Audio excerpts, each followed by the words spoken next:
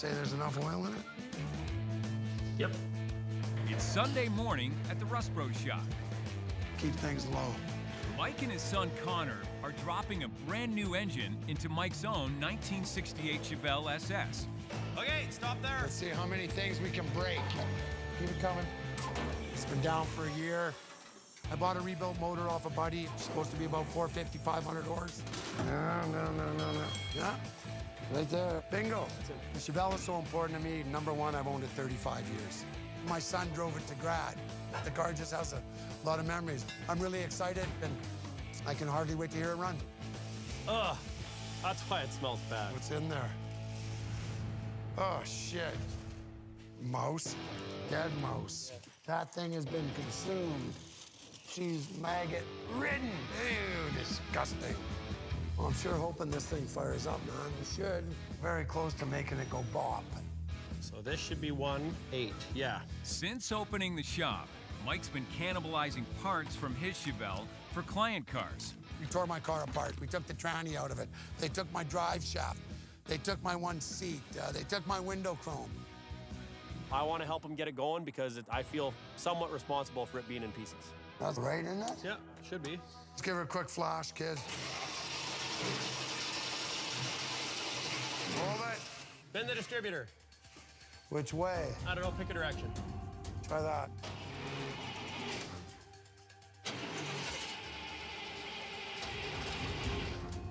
Go the whole way back because it was trying to burp there, right? Okay. Okay, stop. Something ain't right. That's a major kick in the ass. I was really hoping we could go for a burn, but it will run again. It'll be like the Phoenix. It will rise from the ashes and be bigger, faster, and stronger. Okay, put the battery on charge. Close her up.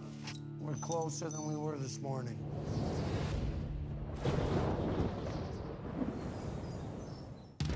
Buckle up. The next morning, Don't stretch my seatbelt. We're going to a buddy of mine's place. His name's James West. Mike, Avery, and Cassidy are on a mission to help out a Rust Valley newcomer who's looking for a fresh start. The car restoration business is known for setbacks. There's more screw-ups, more failures than most people could take, but if you're not going to keep clawing, you may as well just pull the cover over and go back to sleep. Well, there we've arrived. Okay, let's go. See what James West is up to. Hey, James. Oh, hey, fellas. Hey, how's it going, Been a while. man? Looks like something right out of Mad Max. James West builds some cool stuff. He's into building custom brat rods as opposed to restorations, but he builds cool shit, and he's an excellent welder and fabricator. Are these hollow? Nope. Are they small? No, that's all built out of scrap. That thing actually lights on fire and rolls about 2-foot flames. No shit, eh? Really? Yeah. It's pretty impressive. I build anything and everything out of scrap metal. The crazier, the better in my mind. I'm the guy that will scare the shoes right off your grandma. Very cool, man. James scraped together everything he had to open his shop. It's been a dream of mine my whole life, and I tried it about 10 years ago. Unfortunately, my shop burnt to the ground. It's a long, hard haul to get to the top, but, you can't quit on a dream. Oh, you got the body off. What does that mean? In time for the engine? Is that a lot of work, man? Thousands of hours. Yeah. I don't consider it necessarily a hot rod, and I don't really consider it a rat rod. It's kind of like a misfit. They gonna powder coat this or paint it? It's all gonna depend on time. Yep. I'm in a kind of a time Oh, yeah. crunch. Gotta get this thing done for a car show. James is planning to unveil his first project, the Widowmaker, at the Hot Nights Car Show in 2 weeks. I'm hoping to win some awards this year. Hope springs eternal, but I think he's about to run into what we call reality. The one thing you cannot buy in life is more time. I tell you what a lot of work. I have to have this done for the car show. I want it to be the meanest thing on the road. I want it to sound mean. I want it to look mean. He set himself a high hill to climb. If we can help him out, we're gonna try. Mike leaves Cassidy and Avery behind to help James get a jump on installing the Widowmaker's engine. Okay, it's looking good. Giver, What I'm gonna try to do is go in on an angle there. you got lots of headroom. Okay, keep coming. Yep. Keep coming ahead. Keep coming. Okay, set it down. Keep going down. I think we're caught up on this side a little bit. Hang on. Yeah, it's gotta move like. Grab the back of that truck. That's all right. Just it'll move, James. It'll move. There she goes. I tell you what, my friend, you built her absolutely perfect how it fit in there. I know. Now that's sexy. It's a big engine in a small package, which is gonna make it like a rocket. That thing is evil. Awesome hanging out with you for the day. Appreciate it.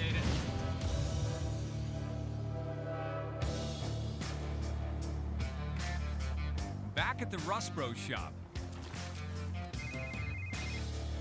Yes, Mother. Avery gets a personal phone call. Yes, your sheep are lambing. I'm well aware of that fact. I'm busy down here doing things. I have no time. Sell your cows, sell your sheep, and you won't need to worry about it. I think that you need to move to town, I think. Avery, get off the phone. What am I I'm paying you talking for? to my mother, Mike. She wants Oh. me to come to fix her fence, fix her tractor. I don't know, whatever else. You're the only child. Who's gonna help her? I think Mike has just volunteered his services. She's having issues. Let me phone you back in a bit. Yes, I'm well aware of that. Let me phone you back. I gotta go. Bye. Yes, I love you too. Mom, bye. Avery, you always talk to your mom like that? You have no idea what my mother is like. Her sheep are always lambing, and her tractor never runs. After all these years, I don't know how the hell she does this by herself. She can barely get around anymore. She's an interesting individual. I don't know. We could probably sneak away for a day or two. Make the old girl happy. Avery hasn't seen his mom in like 2 years. I mean, we're all getting older. They're not going to be around forever. I can't wait for you to hang out with her, Mike. We can You go have up for no a couple idea days. the can of worms, Mike. Whatever. You know what my friends say about my mother? What? When she dies, the devil will be out of a job. You know, I feel guilty when I don't visit my mom. They brought us into the world. They've raised us. I think it's a time for just a little bit of payback. Just outside of Fort St. John, British Columbia, Oh, Michael, we're here in paradise. Oh, Jesus, look at the chickens. Oh, that's a nice looking chicken. How's it going? Round and round. Nice hairdo. Beautiful, isn't it? Should have seen it before I wet it down.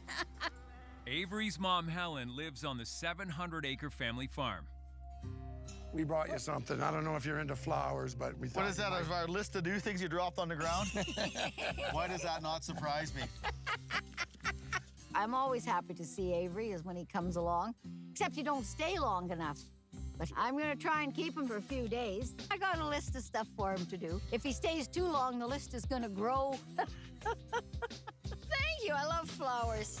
I brought some chocolate to help you out on your diet. Oh, how about yours? Cool. This is home, eh, Ave? Yeah. Welcome to my yard of artifacts. Artifacts, yes, I see.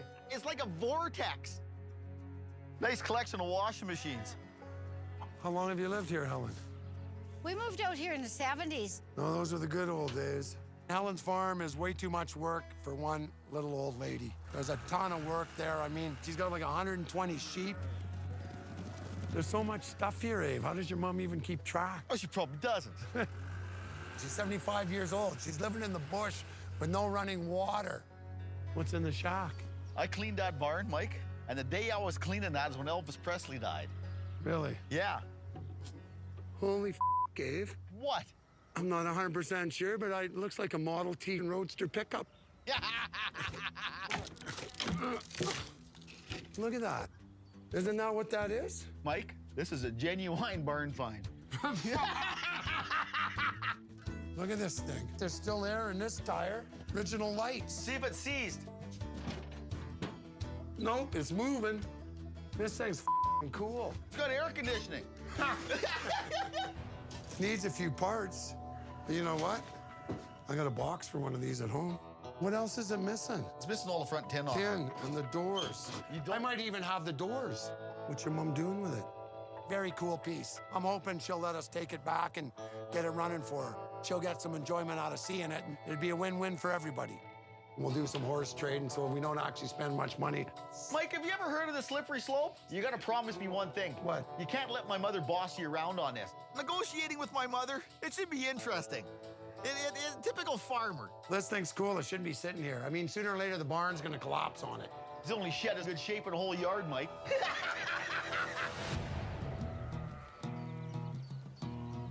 Hey, Helen, Yes, what are you doing with the old Model T Roadster pickup or what's left of it out in the shed there? I'm keeping it until it's valuable. Well, I think your limit's up. It's worth something finally. you know what we were thinking? I've got a beautiful box, all complete. You do? I've got the original tub for one of those. I have a set of doors. We just want to know if we can take that with us when we go. Maybe get it running? What do you want for it? We could make some kind of a horse trade. I need to get this tractor going. It just needs some TLC. What do you think? My mother wants one tractor fixed. There's no such thing as only fixing one thing. He's opened a can of worms up. He has no idea where this is gonna go. What's the matter with it? Transmission is just garbage. You gotta lift the floorboard off. You gotta get a brush. You gotta clean the valves. And that's not long. It won't take you long. You'll have it done in an hour. You just keep the list small because it'll just slowly, like a snowball. Okay, we've got a plan. Deal? Yeah, Okay, perfect. I can hardly tell the difference between those two hands. They're both rough. Mine has less hair on the palm.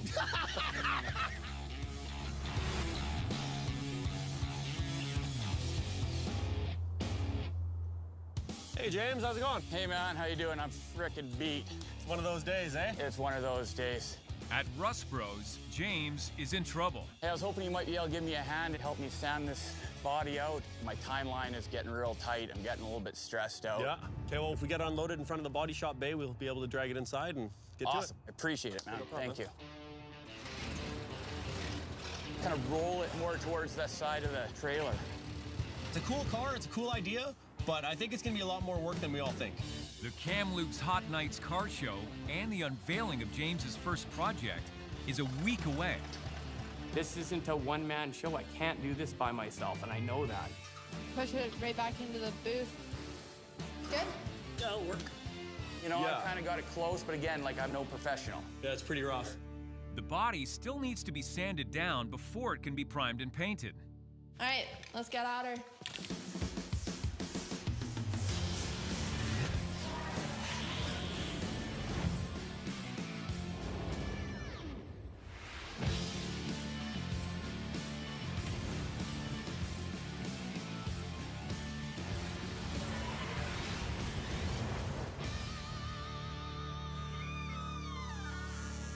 Man, that's looking good.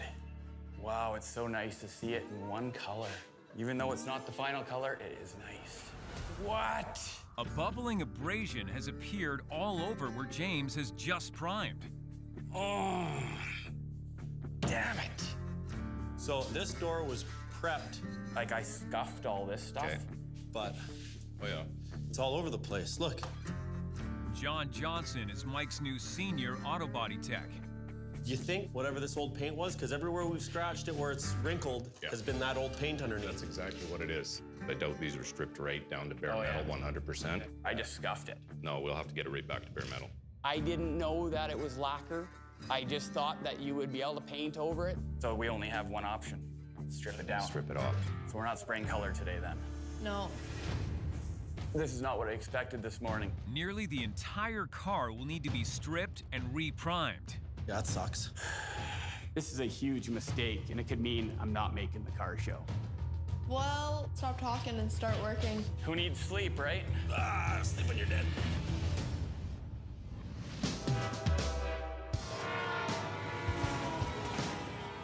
Back at the farm, Come on. Good luck. Okay, let's get happening here. Mike and Avery have made a deal with Helen for her Model T to fix one of her tractors, Come on, let's go. which is parked in the back field surrounded by a flock of sheep. Come on. Holy f, we're gonna get run over. Look at this. It's like quitting time around the shop almost. Who says white sheep can't jump? yeah. Okay, there's a floor plate, she said. Okay, well, how the does it come out is the question. Hey, Mike, you got an audience. Just don't step on them when you come out of the tractor. Okay, I got it. It slides and up. I know what she's talking about. The valves here, they're clean as a whistle. So, what are we looking for? You know what, Mike? My mother is very driven and sometimes in the wrong direction. There's lots of old antique tractors here. She doesn't like backing up very much to hook up to anything. So she just buys another tractor and leaves it hooked to the implement. It's her concept, I guess. There's a key here. There's no power steering. Nothing. See if the thing goes up and down. The hydraulic functions on the old tractor are working. Put it in gear, see if it'll go forwards and backwards. Oh, they're jammed. But the transmission isn't. I don't think it should be that hard. Let's see. Okay, now we're happening. They're working easy. Yeah, let me in there There, for a minute. there. Be careful. Okay, now we got first. Where's the brake? There is none on. It's a fairly safe tractor. For a 75-year-old woman? Yeah. I think Avery's kind of torn between trying to help his mom and actually wishing he doesn't help her at all, so she can't deal with all that stuff, and she stops doing it. Does it go now? Wouldn't move at all before. In any gear? Any of them. It acted like the brakes were on. It didn't want to back up. Well, it goes forward and backwards and lifts up and down. Okay, start this thing up again. Drive it ahead. You know what, Mike, for around here? It's a win? It's a win situation. She can still use it. Well, thank you. Okay, we want to take it out in the field and pick up some bales? I got no steering, I got no brakes. What could possibly go wrong? What's that? A sheep in distress? What, that little bleat? There appears to be a sheep having an issue over there. We need to go see what's happening. Because if it is a newborn lamb, there could be a problem.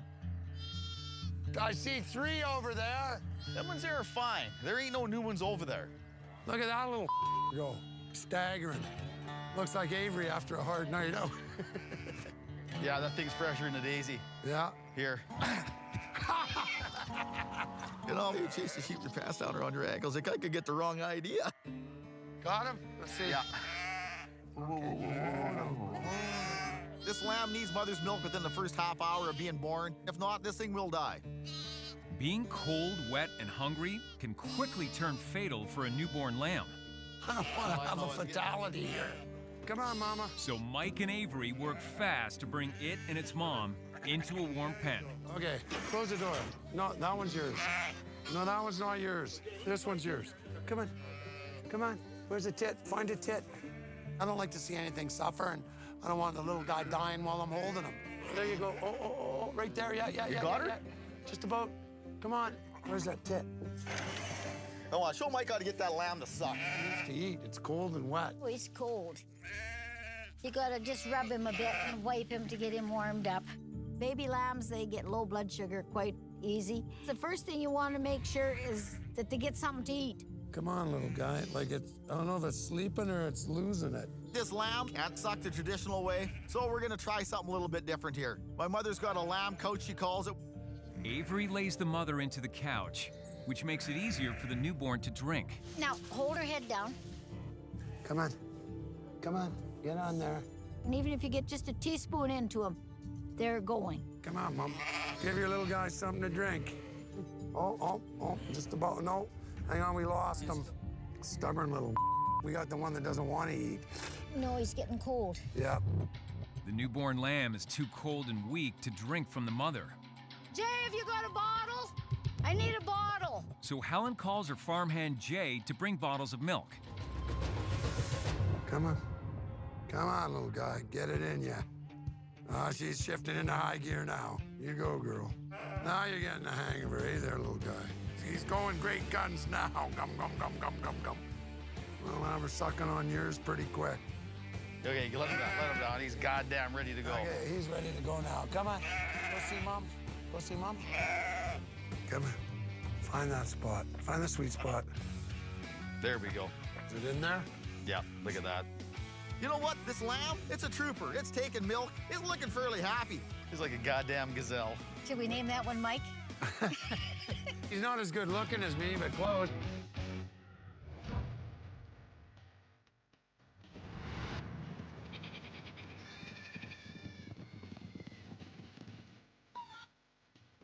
Ready to get cooking, good looking? After a morning of fixing tractors and saving lambs, Anybody can eat in a restaurant down there. That's right. Takes a real adventuresome person to come out here to eat, Ellen. Helen is cooking up a country breakfast for lunch. You go in my junk shack. Underneath that oven, there's a great big humongous frying pan. Underneath the oven. This one, Ellen? Yeah. I looked high and low for my cutting board the other day and couldn't find it. Guess where it's at? In your kitchen. Turn your head sideways. Oh, it's right here. Hey, Grandma. Oh, look, the prodigal child is here. How's it going? Just in time for food. My kid Shafin's coming back from the oil patch. I haven't seen him in probably about 6 months, but you know what? It'll be nice having him around. Is hash browns done? Chafin just finished a work contract near his grandma's farm and is coming home with his dad for the summer. What are you doing? Oh, you're making mush out of him. Look like something the dogs had for breakfast. 20 years old. He's got a patience span of a small gnat, about that long. I don't know where that come from, but you know what? It's a problem. Father like son, eh? Yeah. You just got to remember there's no free lunch in this world. Unless you're a sheep. Oh. Should we run down in the fields and look? Yeah, it should be interesting. Let's go take a look, you little shaved boy. Chafin has something he's been saving that he wants to show Mike and Avery. Anything Chafin wants to show us, it can't be good. What's behind the seat? Because if he's excited, I know it's got to be something that cause havoc. Huh. What's that shit? Looks awfully strange. What is that? That's tannerite. You mix the 2 parts in, and then you put it about 100 yards away and you shoot it, and it makes a big mushroom cloud. Really? Dead serious, yeah. You got your blaster's ticket? Yeah, but I want to blast something, I go buy dynamite. I don't around with kiddie grade shit. Oh, just you wait. Mix some of that up and shoot it, I tell you what. We're not leaving this shit around here. You got your gun here, don't you? You got lots of bullets? Yeah! We'll see who's the better shot. We can all try. Okay. We can't leave the explosive stuff laying around my mom's property. Some sheep might wander in here and blow itself up. See, is this gonna work, Abe? Pretty heavy barrel. Perfect. Using an old rusty barrel and an empty ice cream pail, Bring it over here, Shafe. We're gonna stir it up. Mike and Chafin prepare the tannerite for target practice. You know, we should probably just add one of these at a time, eh? It's not really classified as an explosive, but when you hit it with a bullet, it does explode. Or it makes enough gas that it's almost an explosive, but whatever, it can hurt you bad. Watching at home, children, do not do this. It's dangerous stuff in the hands of the wrong person, like Chafin. She's gonna go boom. Okay? Good. Guys, stay behind. You missed! Your turn. Okay, let's do it. Okay, Abe, your turn. If you aim for the white, you'll hit it. Sure you don't want to take crack, Helen? Oh, I could probably try. Give a poke at her there, Grandma. Put the bullet in that. Okay. Holy Oh, did you see that? He's going flying! I'm fairly impressed. My mother, after all these years, she's still an incredibly good shot. She's one tough lady. Let's go check it out. I think that worked quite well. That stuff is potent. Holy guacamole. Man. Here's my mom. Dead shot she is, eh? Yeah, she blew her apart pretty damn good, man. Look, Abe, watch. Mike and Avery have one more thing to do before they hit the road. I've noticed the structural defects of this building. Voila! Remove the fragile Model T from the shed without damaging it. Back up the trailer, come along and on. You just wrecked my family heritage. Well, we'll fix it. Okay, line me up there, big feller. How much further? Good enough. We got one mic power on the winch here. Shouldn't be a problem. Well, there you go. I think we gotta bounce it over an inch, Abe. It's very important to be careful getting this thing out. The thing's basically 9/10 of 100 years old. Let's keep going. We aren't gonna hurt that fender? No. We don't want to scratch it. We don't want to dent it. We just want to get it back to where we can do something with it. Yeah, it's looking pretty close. It is. It's jammed on the fenders. It's jammed. Keep going. I don't want to wreck it, Abe. Abe, we're bending the window. No, we're not. Keep going. Isn't the fender rubbing? Keep pulling. Okay. What was that? Oh, the steering just broke on her. What? Really? What'd you just do? Avery, I don't know, something just happened in the steering box. You're not capable of being gentle. Avery's always in a hurry. I don't know what for, but why rush to cause more work? Here. Hang on. Oh, it's stuck. Hang on. There. Well, we didn't do too much damage by the looks of it, eh? Yeah, the front fender here got a little warble in it. I mean, Helen's owned that Model T 25 years. I know it's her pride and joy. It'd be kind of cool to get it up and running for the old girl and kind of surprise her. I mean, in the light of day, it doesn't look that bad, eh? What more can we expect from something that's 90 years old? There's two gerbils living in the radiator. Well, it's been a pleasure, Helen. Thank you for everything, and it was so nice to visit you. And to meet the kids. And to meet the kids. Yeah, it was good to have Mike and Avery around and got a couple things going and the lambs, what have you, and have a few good old-fashioned arguments again. Here, why don't I hold them while you have a tearful goodbye with your favorite child? It was good seeing you. Have a good trip home. Yeah, and you think about one of these days getting your affairs together, maybe. You know, my mother's worked hard her whole life. She needs to enjoy the quality of life that she deserves. Sell some of her stuff and lead a normal life. Well, I can't go till these guys are big enough to ship. But I guess to her, this is a normal life. You know, it's kind of like Mike. She comes out here and goes, oh, look at all my treasures. So what do? She's happy. You don't want to take that home for a shop animal? No. Okay, well, we got 1,000K to go with there, Yeah. Dave. Let's make a mile. Thanks again, Helen. Oh, thank Okay. you. Yep. You'd be good. Okay. Bunch of prickly pears. See you, Ave. Bye. See ya.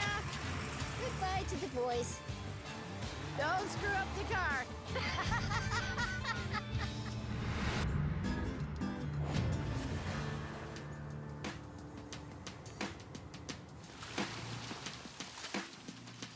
What do you got for us this morning? Get in there and turn it over. You're a stubborn.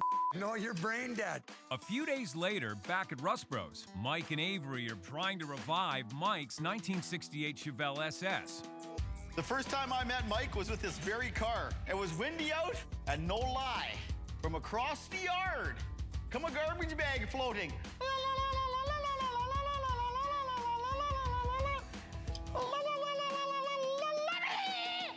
Took the fan right out of the. Yeah, $900 garbage bag. Yeah. Turn it back over. Okay, keep turning it. See those timing marks? Click, click, click. Good. Okay, leave it alone. Get some gas, see if it'll light. Just give it a little bit. Okay. Should be enough. Yeah, give her a tickle. We're close. Try her again.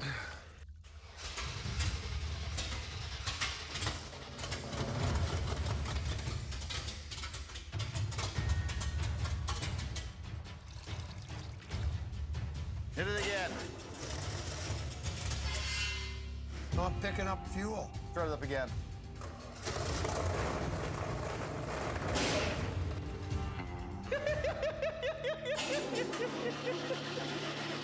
Hang on. There's fuel in the tank, Mike. Is there? Yeah. I sucked her up. Okay, so then what is it? I think that you might have a fuel pump rod issue. It's not pumping. I asked Connor, he said, no, it was good, Dad. Love the smell of premium. It tastes different, eh? Well, most people don't drink it, eh? Yeah, that didn't feel right. There's no rod in here. Your kid's an idiot. I know. Hey, well, remember when you said the push rod never dropped down when you changed the fuel pump? Yeah. Well, you know why it never dropped down? Why? Because there wasn't one in the motor. Oh, the Chevelle motor. Yes. Ah. Ah. I assumed there would be one in there if they put a fuel pump in it. Oh, you assumed, did you? Did you get it running? Yeah, kind of, but we can't keep it running because we got no fuel. Yeah. Thought we'd share that with you. Okay, bye. Avery removes a push rod from the Chevelle's old motor. Put it in, Ave. But be gentle. And installs it into the new one. Okay, it's snug. Okay, are we ready? Yeah. Well, better work because it's the last of gas.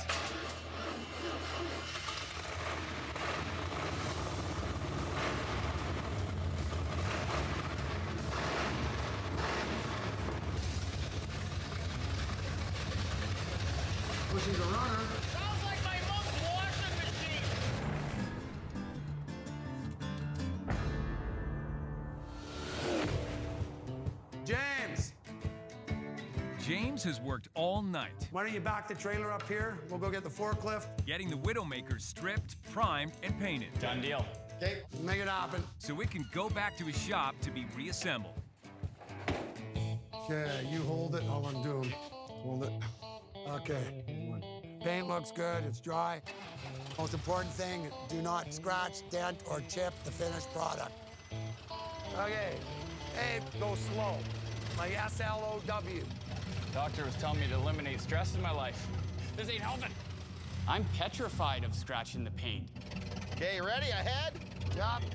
A little scratch can make or break this for me and my shop. It's not a race, Ave. Well, the throttle cable's a bit sticky in this old girl. Going downhill. Whoa, whoa, whoa, whoa. Hold it. Okay, now, what do we want to do? Do you want to set it right here? We're just gonna get the front, put the front tires No. right here, and then it's on the ramp. Come, come. It won't tip as long as he just gets it on. Come, my lady. Good. Okay, backwards, Abe, not forwards. Whoa, whoa, whoa, down, down, down, down. Good. Blood pressure just shot up again. Okay, okay. Yo, okay, okay, up. Okay, wait a sec.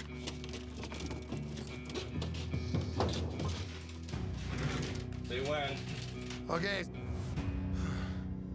I mean, I'm starting to get anxiety, and it's not even my project, it's James' projects, but I know how easy it is to chip shit. Yeah. They're gonna rock and wibble. Shit. This thing's kind of wibbling on something. There, that's better. Okay. Hey, I think that's it, eh? Loading the parts up was the easy part. The hard part is getting them reassembled without doing any damage.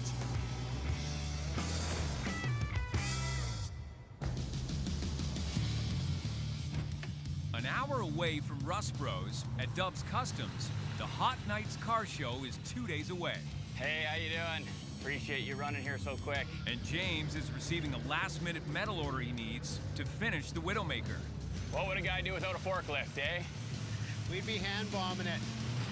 Perfect. I can't thank you enough, man. Anytime, give us a call. James has one more delivery to receive from Mike and Avery. Right about there. The freshly painted Widowmaker parts. I'll have to lay out some kind of blanket. Somewhere safe. Easy does her, boys. Hang on, whoa. Out of there. Watch it. Success. With the body offloaded, the real challenge is getting the cab up and onto the frame. Yeah, I think you're high enough. You know what they say, the higher you go, the further it can fall, right? Okay. Hold it, hold it. That light's gonna be close. Oh, I'm right up against the wheel here. hang on. Just push the light over. Just caught on the valve. Yeah, okay. Come in. There. Okay, well, that's about 2 inches away. Ready? Yep. Whoa, that. That is a frightening hoist. Very slow, James. Okay, down. Okay. Slowly, slowly, softly. Keep going. Contact. Okay. There you go. Voila. It looks good. When you see that cab sitting on that chassis, it's an amazing piece of automotive architecture. Where's that other towel you had, James? What happened there? I didn't want to look at it. Did you chip it? James, just scratch that cowl. That's all it takes, 1 second. As soon as you paint shit, things go sideways.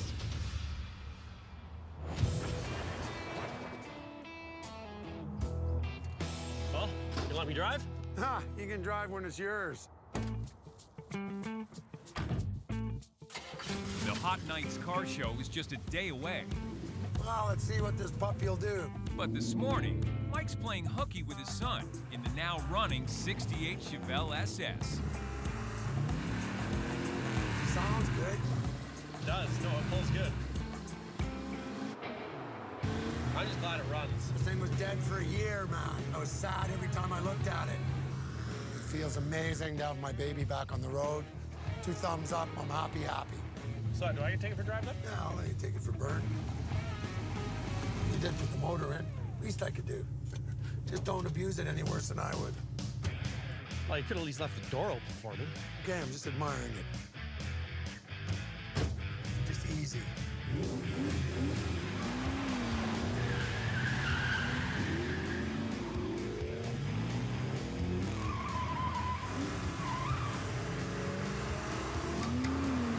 Just easy. You're getting old. Scared. Told you to take it easy It on was easy. It was like 4,500 RPM. Yeah, it is a special moment to me and my kid. We both ride back the car. It's a good thing. Yeah, I like this, Fred. This ship's nice. It does. No, this is good. James! Later that afternoon, Did you bring the Spider and Fly? Yes. Mike and Avery have a special delivery for James. She's like Christmas. We got his cowl fixed. We brought his Spider that's all been painted. We got the Fly that John just painted. It's gonna be killer. What the f? There's a fly on it. No way. Son of a bitch. Are those fly eggs or fly shit? What the heck? Unreal. I'm actually amazed that actually happened. It is unbelievable. The Spider's catching flies already. We can fix that. Let's go. That's it. We're down to the wire. We've got to get the fly out of the ointment, so to speak, get that piece touched up, get the final parts put on the car, and get her to the show. We are out of time.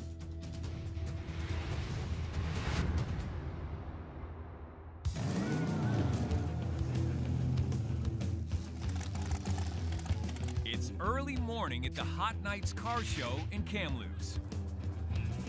Perfect. She made it. And James West is one of the first to arrive. I'm absolutely ecstatic to get the car on the street, get people seeing it. It's a beautiful day. James, you made it. Doesn't that thing gleam in the light? Oh, look at that. Wow. You need to have a falling hazard sticker on this thing.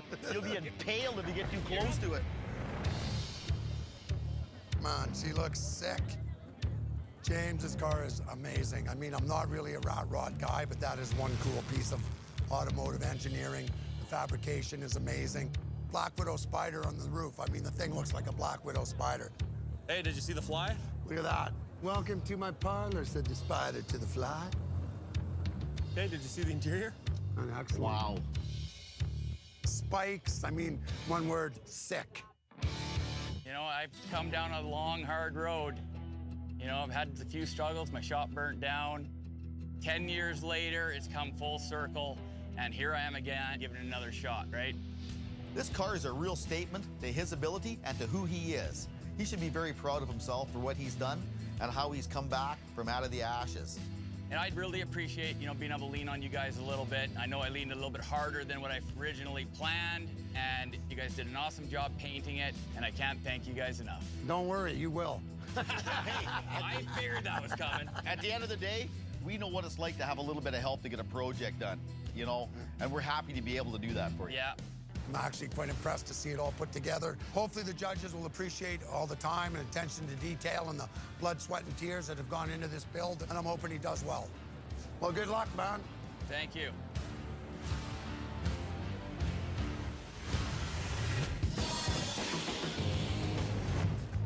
Look at this thing. It's all the right colors. That looks awesome. Get all that little webbing in there, matching. That is a cherry ride, brother. I'm excited to show it off. My hard work is going to be seen to the world. I've been looking forward to this day for a year. Little details here, there's details there, there's details there. And that's why you can't walk by it without stopping and looking, and you keep noticing, and all of a sudden you got a crowd in front of you. And that's the beauty of this, you know? You think Dad's gonna win any awards today? Yeah? My biggest supporters are my kids, and I'm gonna show them that if you got a dream, to go for it 100%. So we better go down that way. You guys ready? We're gonna go over to that stage of the awards there. We're going to present the best use of the color red. A 1931 Model A. It's Craig Youngmeyer. Next, for traditional hot rod custom. Have faith. A 1934 Ford truck. Come on over and get get your plaque. Congratulations. Guess all that matters is that I love the car. Round of applause, please, for the organizers. An exceptional... But it turns out a mistake was made. How you doing? I don't know what happened. What? I will never explain it. I'll never figure it out. This is yours. What happened? For some reason, we missed you or you missed us, and you won your own trophy. There was a mistake. What? Yes. The Widowmaker won the award for Best Rat Rod. Looks like it's a success there, James. It sure is, man. I'm super stoked. Oh, we should go for a ride quick. Why does he get to go? Because you won't fit in the seat. This thing's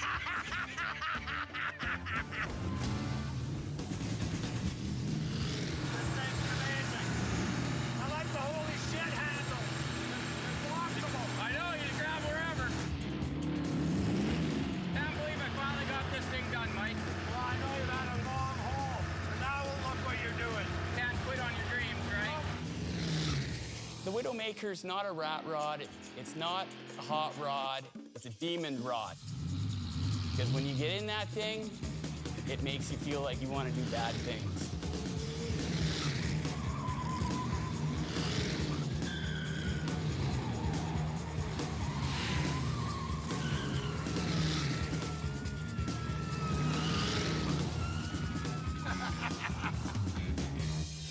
The morning sun barely broke through the thick blanket of fog that hung over Rust Valley, casting a pale, diffused light over the sea of vintage vehicles, rusted shells, and forgotten dreams that stretched across the property like a graveyard of ambition and nostalgia, each car a silent testament to a past era of roaring engines, chrome trim, and meticulously detailed craftsmanship, now languishing in decay but waiting, somehow, to be resurrected by the hands of those who understood that true value lay not in the market but in the spirit and soul imbued in every panel, every dent, and every worn-out leather seat. Jay and his crew moved with the fluidity of seasoned artisans, their every gesture born of years of intimacy with steel, paint, and engine oil, their eyes scanning the landscape for the hidden potential in a vehicle others would dismiss as scrap, their minds calculating, always calculating, the delicate balance between restoration cost, historical authenticity, and the eventual thrill of driving a machine brought back from oblivion. The air was thick with the scent of gasoline, motor oil, and a faint, almost sweet undertone of rust, a smell that seemed to whisper stories of road trips long forgotten, of owners who had once cherished these machines as companions, and of the relentless passage of time that had transformed them into silent witnesses of change. In the corner of the lot, a 1967 Ford Mustang Fastback sat shrouded in layers of grime and neglect, its once vibrant red paint now a muted canvas of corrosion and faded brilliance, and yet Jay's eyes gleamed with the recognition of what it could become, a symphony of power, elegance, and history restored to life, ready to roar down an open road once more. As he crouched beside it, running his fingers over the rough edges of the hood, he could almost hear the heartbeat of the machine, the faint rhythm of pistons and valves yearning for the skilled touch that would awaken them from decades of dormancy, and he envisioned the restoration process as a dance, intricate and demanding, requiring patience, precision, and a deep respect for the artistry of engineering. Across the yard, the rest of the team busied themselves with their own projects, some wrestling with stubborn engine blocks that seemed to resist human intervention, others meticulously sanding and priming body panels to a finish that would rival the car's original showroom sheen, and yet all of them shared an unspoken understanding that this work was more than mechanical, it was almost spiritual, a communion between man and machine, history and future, neglect and renewal. The day unfolded slowly, each hour a testament to endurance, creativity, and collaboration. Laughter and exclamations of triumph punctuated the rhythmic clatter of tools, while moments of silence fell when concentration demanded it, the air vibrating with the subtle hum of electricity, air compressors, and the occasional burst of a pneumatic hammer meeting stubborn metal. Jay moved from station to station, offering guidance, encouragement, and sometimes gentle reprimands, his voice carrying authority but also an infectious passion that kept the team engaged even as frustration threatened to slow progress. he understood that restoration was as much about managing people as it was about managing parts, and that the magic of Rust Valley rested on the delicate balance between individual talent and collective vision. In one corner, Michael, the quiet genius of the group, meticulously reassembled a carburetor, his hands moving with a surgeon's precision, while nearby Lisa, whose patience and eye for detail were legendary, carefully stripped layers of paint from a 1953 Chevrolet Bel Air, uncovering a patina of history that spoke volumes about the car's journey through decades of ownership, neglect, and occasional care. The juxtaposition of decay and beauty, chaos and order, created a rhythm unique to Rust Valley, a place where imperfection was not an obstacle but a challenge, an opportunity to coax brilliance from rust and wear. And to remind everyone involved that the value of a car extended far beyond its market price, it was measured in the stories it carried, the skills required to resurrect it, and the thrill of watching a forgotten machine reclaim its place on the road. Lunch came and went almost unnoticed, a brief interlude filled with conversation about techniques, trade secrets, and personal anecdotes that wove the team together like the threads of a tapestry. Discussions ranged from the merits of original versus reproduction parts to debates about paint finishes, engine tuning, and the elusive quest for authenticity that often defined the line between restoration and reproduction.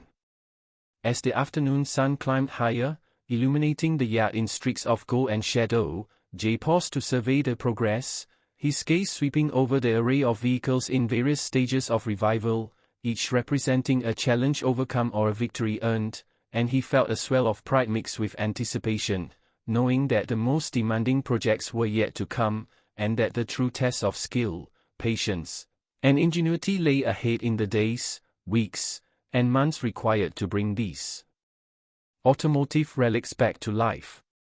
Beyond the mechanical tasks, there was a human element that defined the essence of Rust Valley, the camaraderie born of shared passion, the quiet mentorship that guided novices into craftsmen, and the unspoken respect for the past that informed every decision made in the present, from choosing the right type of lubricant to deciding whether a scratch should be preserved as part of a vehicle's story or corrected in pursuit of perfection.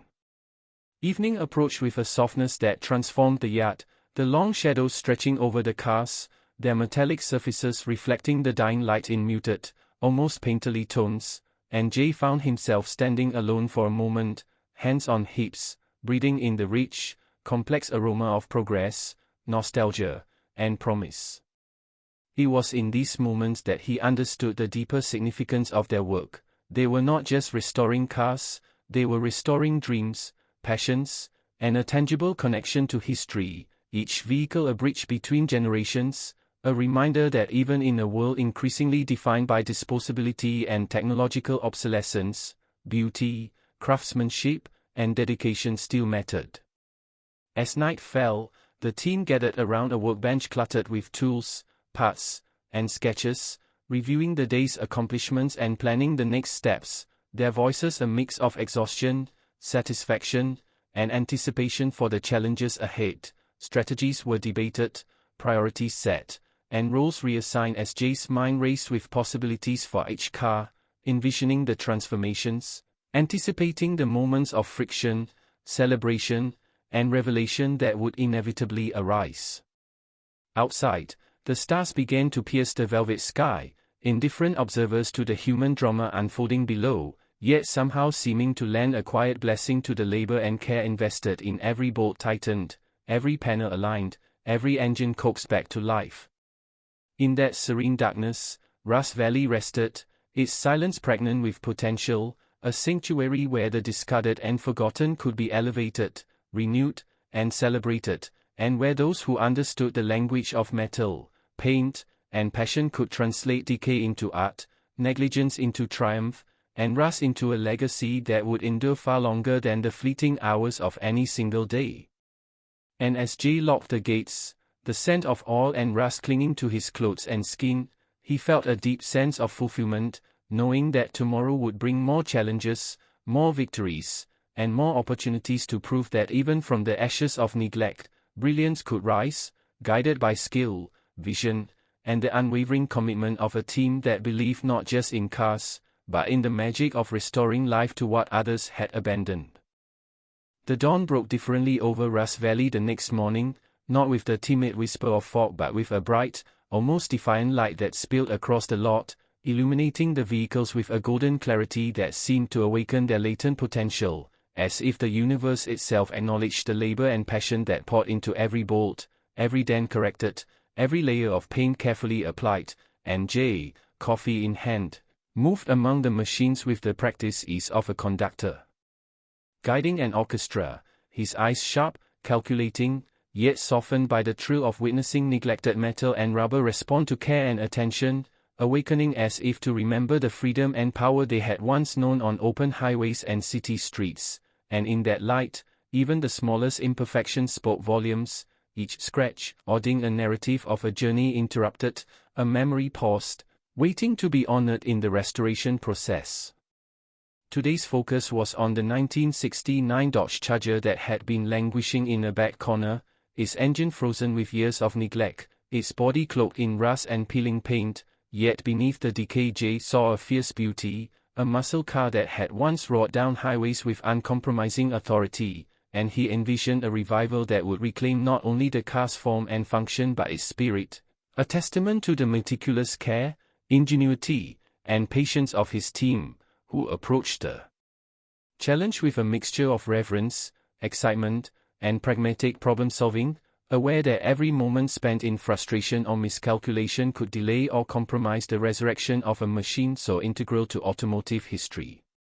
Michael, who had taken on the challenge of disassembling the engine block, worked with almost monastic concentration, his hands deftly navigating pistons, valves, and gaskets, each piece scrutinized for wear and potential, while Lisa meticulously prepared the body for sanding and priming, her brushstrokes measured, deliberate, the precision in her work echoing a deep understanding that the aesthetic revival of a car was inseparable from its mechanical integrity, and that beauty without performance, or performance without respect for history, would render the effort hollow.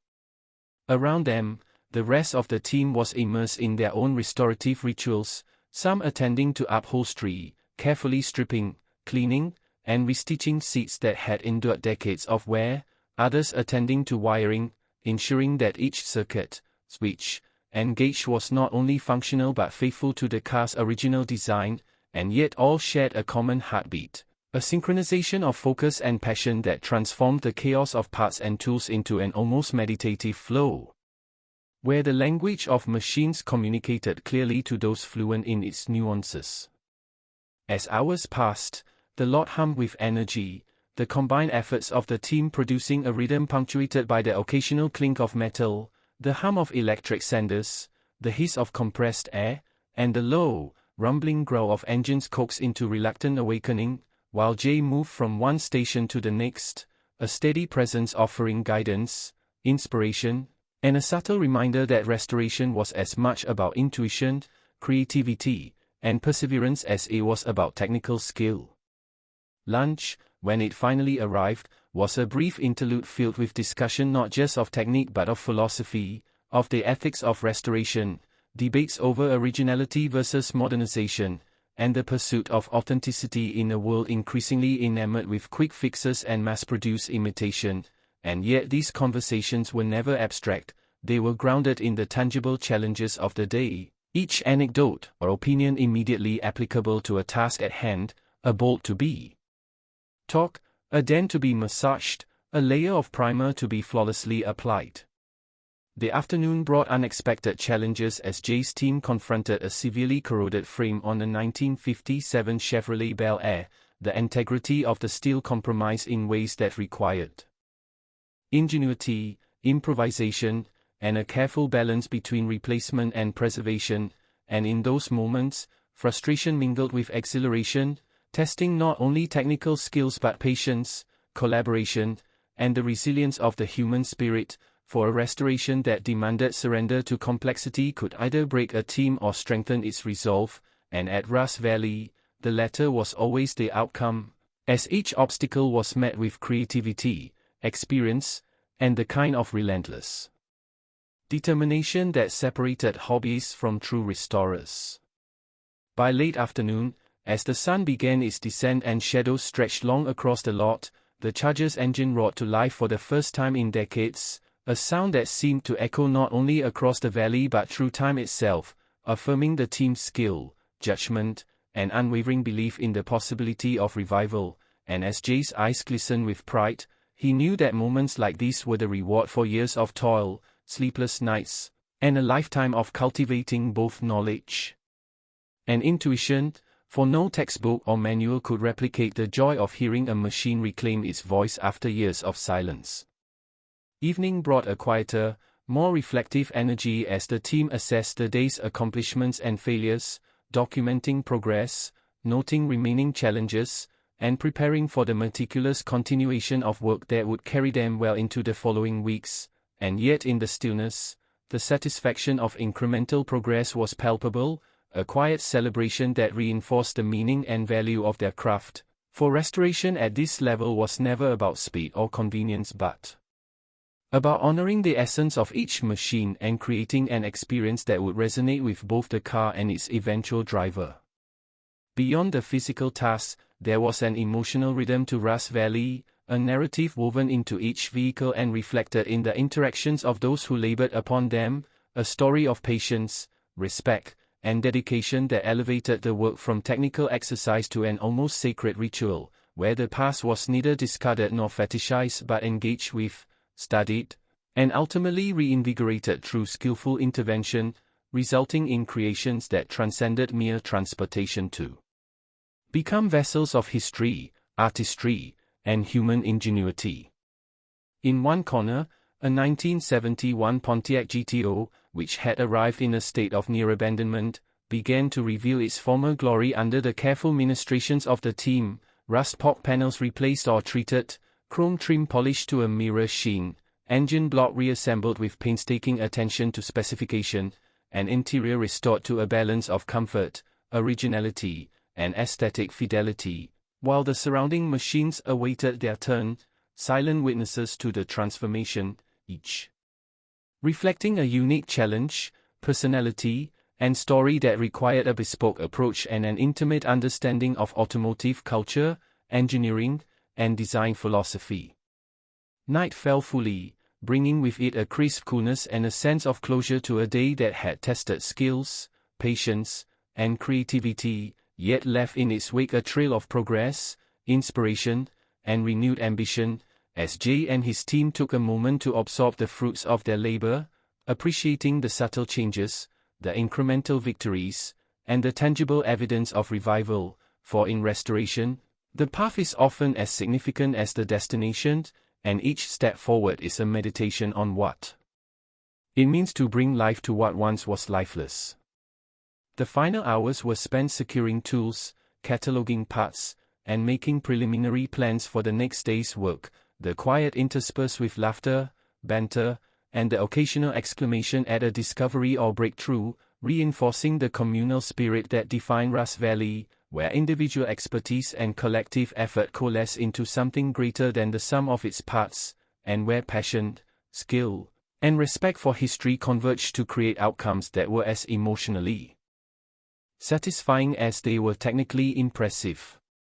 As Jay closed the gates for the night, the stars reflecting off partially restored hoods and polished chrome, he allowed himself a private moment of reflection, considering the journey of each car, the challenges yet to come, and the intangible satisfaction of participating in a process that demanded so much yet rewarded with a depth of accomplishment rarely found elsewhere, and in that silence, he felt the resonance of purpose, creativity, and connection, knowing that tomorrow would bring more complexity, more triumphs, and the endless opportunity to rise from the ashes of neglect and inattention to something remarkable, tangible, and profoundly alive. And as the cool night air settled over the lot, carrying with it the faint scent of oil, paint, and memories, Jay understood that Rust Valley was more than a workshop. It was a sanctuary for forgotten machines, a haven for human skill and ingenuity, and a testament to the enduring value of dedication, passion, and the unwavering belief that even the most abandoned and rusted vehicles could be transformed into works of art, monuments to history, and vessels of joy for those willing to invest. their hearts, minds, and hands into the resurrection process, a philosophy that would guide every day, every project, and every decision in the ongoing story of Rust Valley Restorers.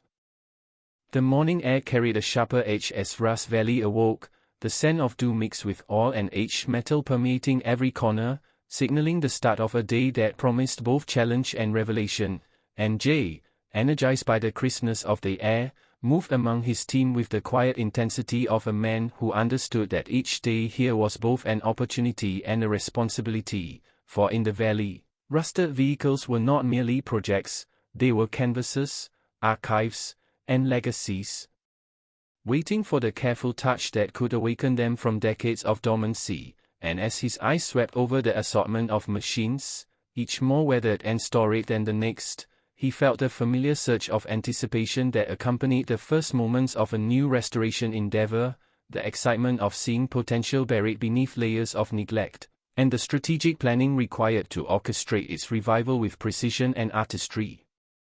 Today's focus fell on the 1965 Shelby Cobra, a car whose legendary reputation carried both expectation and intimidation, whose frame, although mostly intact, bore the marks of decades of exposure, and whose engine had been cannibalized for parts in an era when enthusiasts were less concerned with preservation than with expediency, leaving Jay and his team with the dual task of honoring the vehicle's historical authenticity while overcoming the practical deficiencies that threatened to halt progress before it could truly begin. And as he crouched beside the frame, tracing the lines of the chassis with his fingers, he envisioned the final product, the moment it would roll back to life, and the sense of triumph that would accompany a restoration completed with both skill and respect for the car's heritage. Michael began the meticulous process of sourcing replacement parts, leveraging decades of accumulated contacts, auctions, and obscure suppliers, his determination reflecting an understanding that authenticity in restoration often required detective work as much as mechanical skill, while Lisa focused on the delicate challenge of refurbishing the interior, each stitch, each seam, and each panel painstakingly attended to, her eye for detail ensuring that the final cabin would honor both function and the aesthetic sensibilities of its original designer. And throughout the workshop, the rest of the team adapted to a rhythm of work that combined methodical planning with the unpredictable demands of hands-on restoration, balancing patience with ingenuity, intuition with technique. As the hours progressed, the challenges grew increasingly complex. Rust had weakened key structural components, electrical systems had been tampered with over decades of ad hoc fixes, and missing hardware necessitated creative solutions that required welding, machining, and careful calibration. Yet with every obstacle encountered, the team's cohesion strengthened, their shared expertise allowing them to anticipate problems, suggest solutions, and execute repairs in a synchronized dance of skill and intuition, a choreography born of experience, passion, and the recognition that restoration was as much a test of character as it was of technical proficiency. The midday sun cast long, shifting shadows across the yard, illuminating both successes and frustrations, highlighting the subtle gleam of polished chrome alongside the stubborn tarnish of untreated metal, creating a visual symphony that reflected the paradoxical beauty of decay and revival. And Jay paused to observe, to absorb the tangible evidence of progress, and to communicate encouragement, insights, and strategic adjustments to his team, understanding that leadership in this environment required both authority and empathy, technical knowledge and emotional intelligence, vision and flexibility, for the success of any restoration depended as much on the human element as on the mechanical. Lunch was a brief but lively affair, filled with discussion of historical context, mechanical philosophies, and the minutiae of techniques, ranging from the merits of various polishing compounds to debates over the tension of seat springs, illustrating that at Rust Valley, learning and teaching occurred simultaneously, organically, and with a shared reverence for the craft, while anecdotes of previous restorations, unexpected triumphs, and near misses provided both entertainment and instruction, weaving the past and present into a rich tapestry of collective knowledge that informed every decision, every maneuver, and every tool choice. By afternoon, the challenges intensify as Jay tackled the Cobra's suspension, compromised by rust and previous poor repairs, requiring not only replacement of components but precise alignment and calibration to ensure both safety and performance. And as he worked, sweat on his brow and grease on his hands, he reflected on the philosophy of restoration that guided his every decision: to respect the original design while allowing ingenuity to overcome the ravages of time, to transform neglect into brilliance without erasing the history that gave each vehicle its character, and to instill in his team an appreciation for the patience, precision, and creativity required to achieve outcomes that transcended mere functionality. In parallel, Michael struggled with the sourcing of rare parts, encountering delays, substitutions, and the occasional frustrating dead end, yet each obstacle was met with determination, resourcefulness, and an understanding that the journey of restoration was as significant as the destination, that every delay, compromise, and improvisation contributed to a deeper mastery of the craft and a more profound respect for the vehicles themselves, whose complexities, quirks, and idiosyncrasies demanded not only skill but dedication and passion.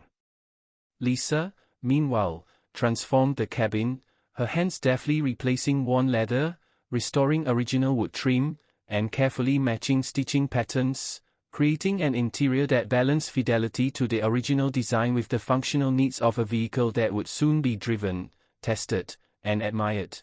And in doing so, she revealed the almost meditative aspect of restoration work, where focus, patience, and creativity converge to create beauty from decay, transforming labor into art. As the day progressed into late afternoon, the first tentative roars of the Cobra's engine echoed across the lot, a sound that carried with it the triumph of knowledge, skill, and persistence, signaling the first real step toward bringing this legendary vehicle back into the world of the living.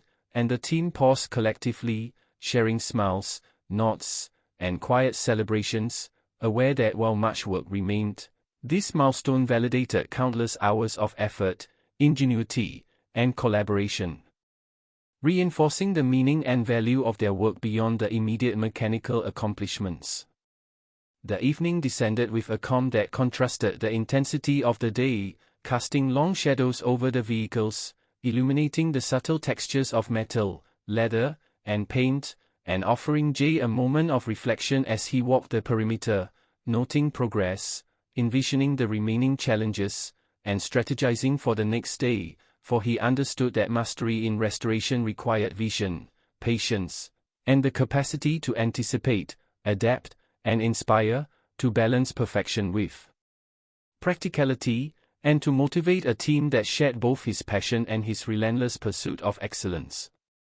Beyond the technicalities of bolts, paint, and wiring, Rust Valley was a space where human emotion intertwined with mechanical achievement, where the stories of cars, owners, and eras converged with the talents, creativity, and dedication of a team committed to the resurrection of history, culture, and craftsmanship, creating an environment where lessons were learned, pride was earned, and the satisfaction of a job well done extended far beyond the immediate gratification of turning a key or tightening a nut, resonating instead in the shared experience of triumph over adversity, the restoration of the forgotten, and the creation of something enduring.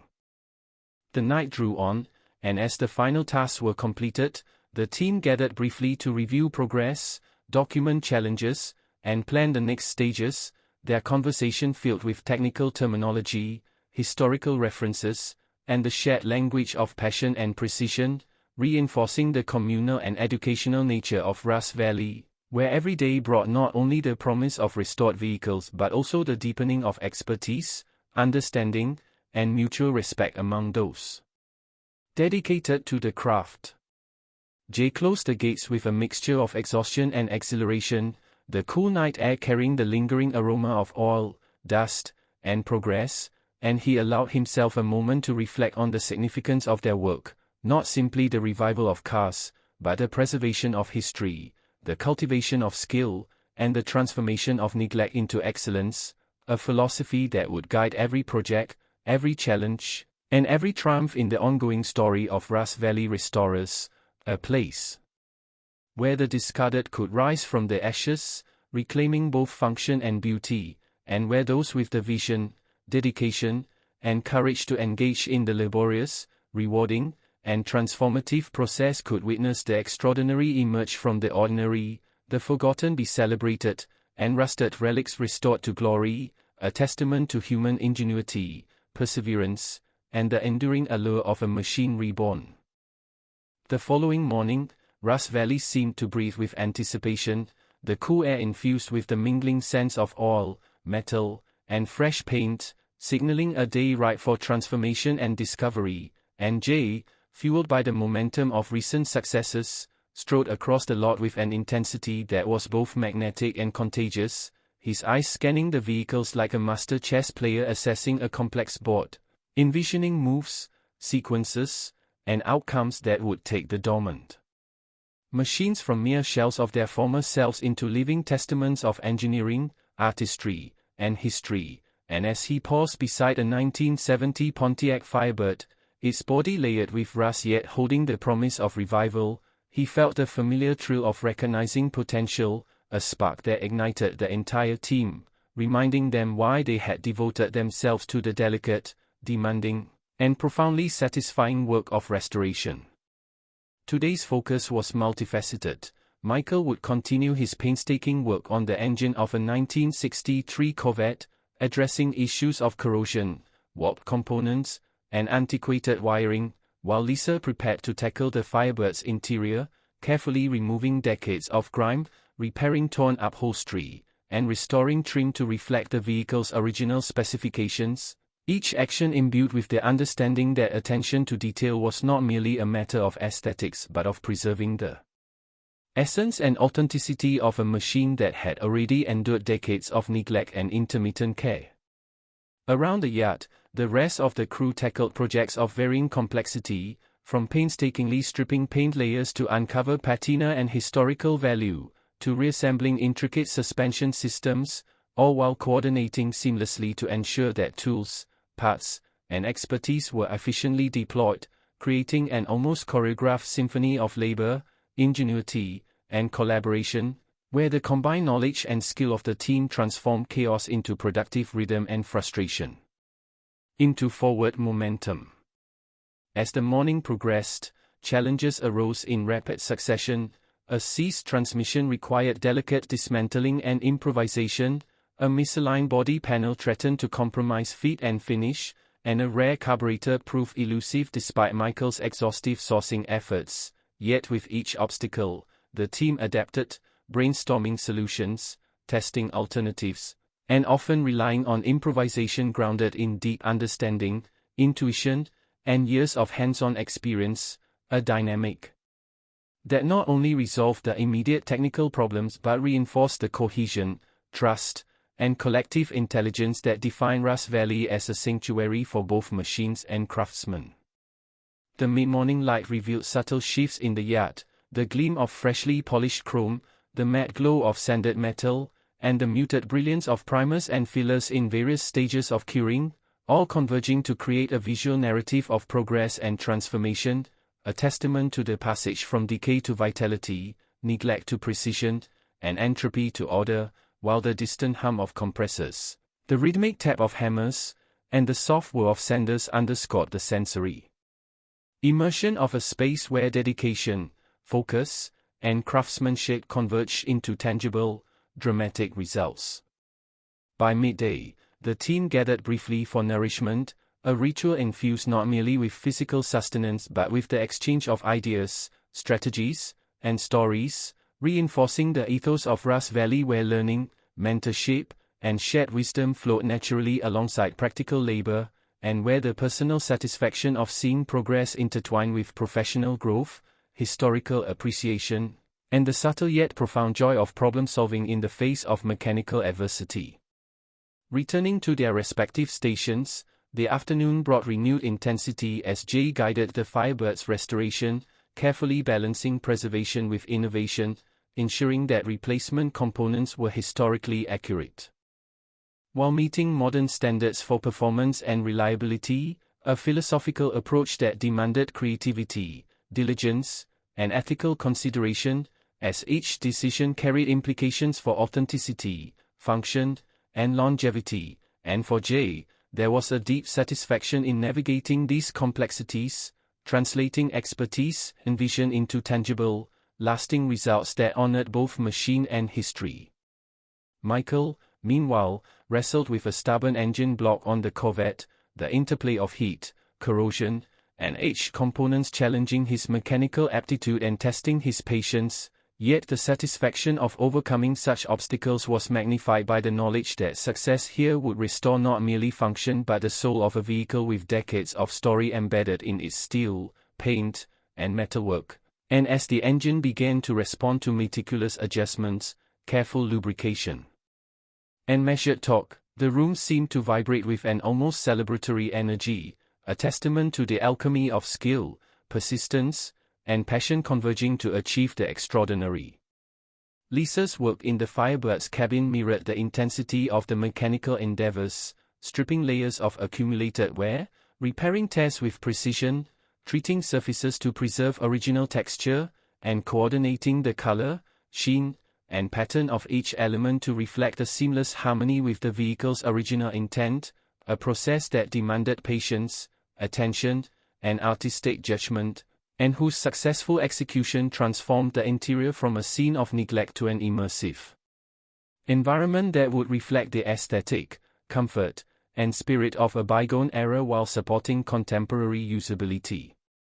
As afternoon transitioned into early evening, the team confronted one of the most intricate challenges yet, aligning body panels, trim, and fenders to precise specifications, a process requiring iterative adjustment, exacting measurement, and constant communication, as even the smallest misalignment could compromise structural integrity, visual appeal, and historical accuracy. And Jay orchestrated the operation with authority, experience, and an intuitive sense of spatial relationships, offering guidance, encouragement, and strategic insight that allowed the crew to navigate the delicate task with efficiency, accuracy, and creativity. The late afternoon sun cast dramatic shadows across the yard, highlighting both the imperfection and progress of each vehicle, and in those moments, the visual tableau resembled a living gallery, a dynamic exhibition of transformation, resilience, and human ingenuity, where the interplay of light, metal, and craftsmanship illustrated the beauty inherent in restoration, the narrative power of skill, and the temporal journey from neglect to perfection, decay to vibrancy, and dormancy to activity. Evening descended gradually, bringing with it the soothing coolness of night and the reflective silence that followed an intense day of labor, and Jay took a solitary walk among the restored and partially restored vehicles, noting subtle details, contemplating upcoming challenges, and mentally mapping sequences of action that would guide the next day's work, for he understood that preparation, foresight, and vision were as critical to the process as hands-on skill, that the restoration of any vehicle was as much an intellectual and emotional endeavor as it was a physical one, and that every decision, from sourcing parts to applying finishes, carried weight, consequence, and meaning. The night at Rust Valley carried a peculiar kind of serenity, the quiet punctuated only by the faint sounds of settling metal, the occasional distant engine, and the whispered conversations of those still immersed in tasks too urgent or delicate to leave for tomorrow, and in this calm, Jay reflected on the human dimension of restoration, the mentoring of novices, the collaborative problem-solving, the sharing of techniques and philosophy, and the cultivation of passion and patience, all of which were as vital to the success of the work as technical knowledge or mechanical dexterity, and all of which contributed to the culture, identity, and enduring legacy of Rust Valley as a space where machines, history, and people converged to create extraordinary outcomes. The final task of the evening involved cataloging parts, documenting progress, and evaluating the day's successes and setbacks, a ritual that not only maintained organization but reinforced a sense of accomplishment, accountability, and strategic planning, while providing the team with clarity and focus for the complex work that lay ahead, and ensuring that each restoration progressed in a controlled, deliberate, and thoughtful manner that balanced efficiency with artistry. speed with quality, and problem-solving with creativity. As Jay finally closed the gates, the cool night air carried the lingering scent of oil, metal, and the subtle sweetness of cured paint, a tangible reminder of the day's achievements, and he allowed himself a moment of introspection, recognizing that Rust Valley was more than a workshop. It was a sanctuary for forgotten machines, a classroom of applied skill, a stage for human ingenuity, and a place where dedication, patience, and passion coalesced to transform decay into brilliance, neglect into opportunity, and rust into legacy, a philosophy that would guide every decision, inspire every action, and define the enduring story of a team committed not just to restoration, but to the profound joy of watching what was once discarded rise from the ashes to reclaim its place in the world.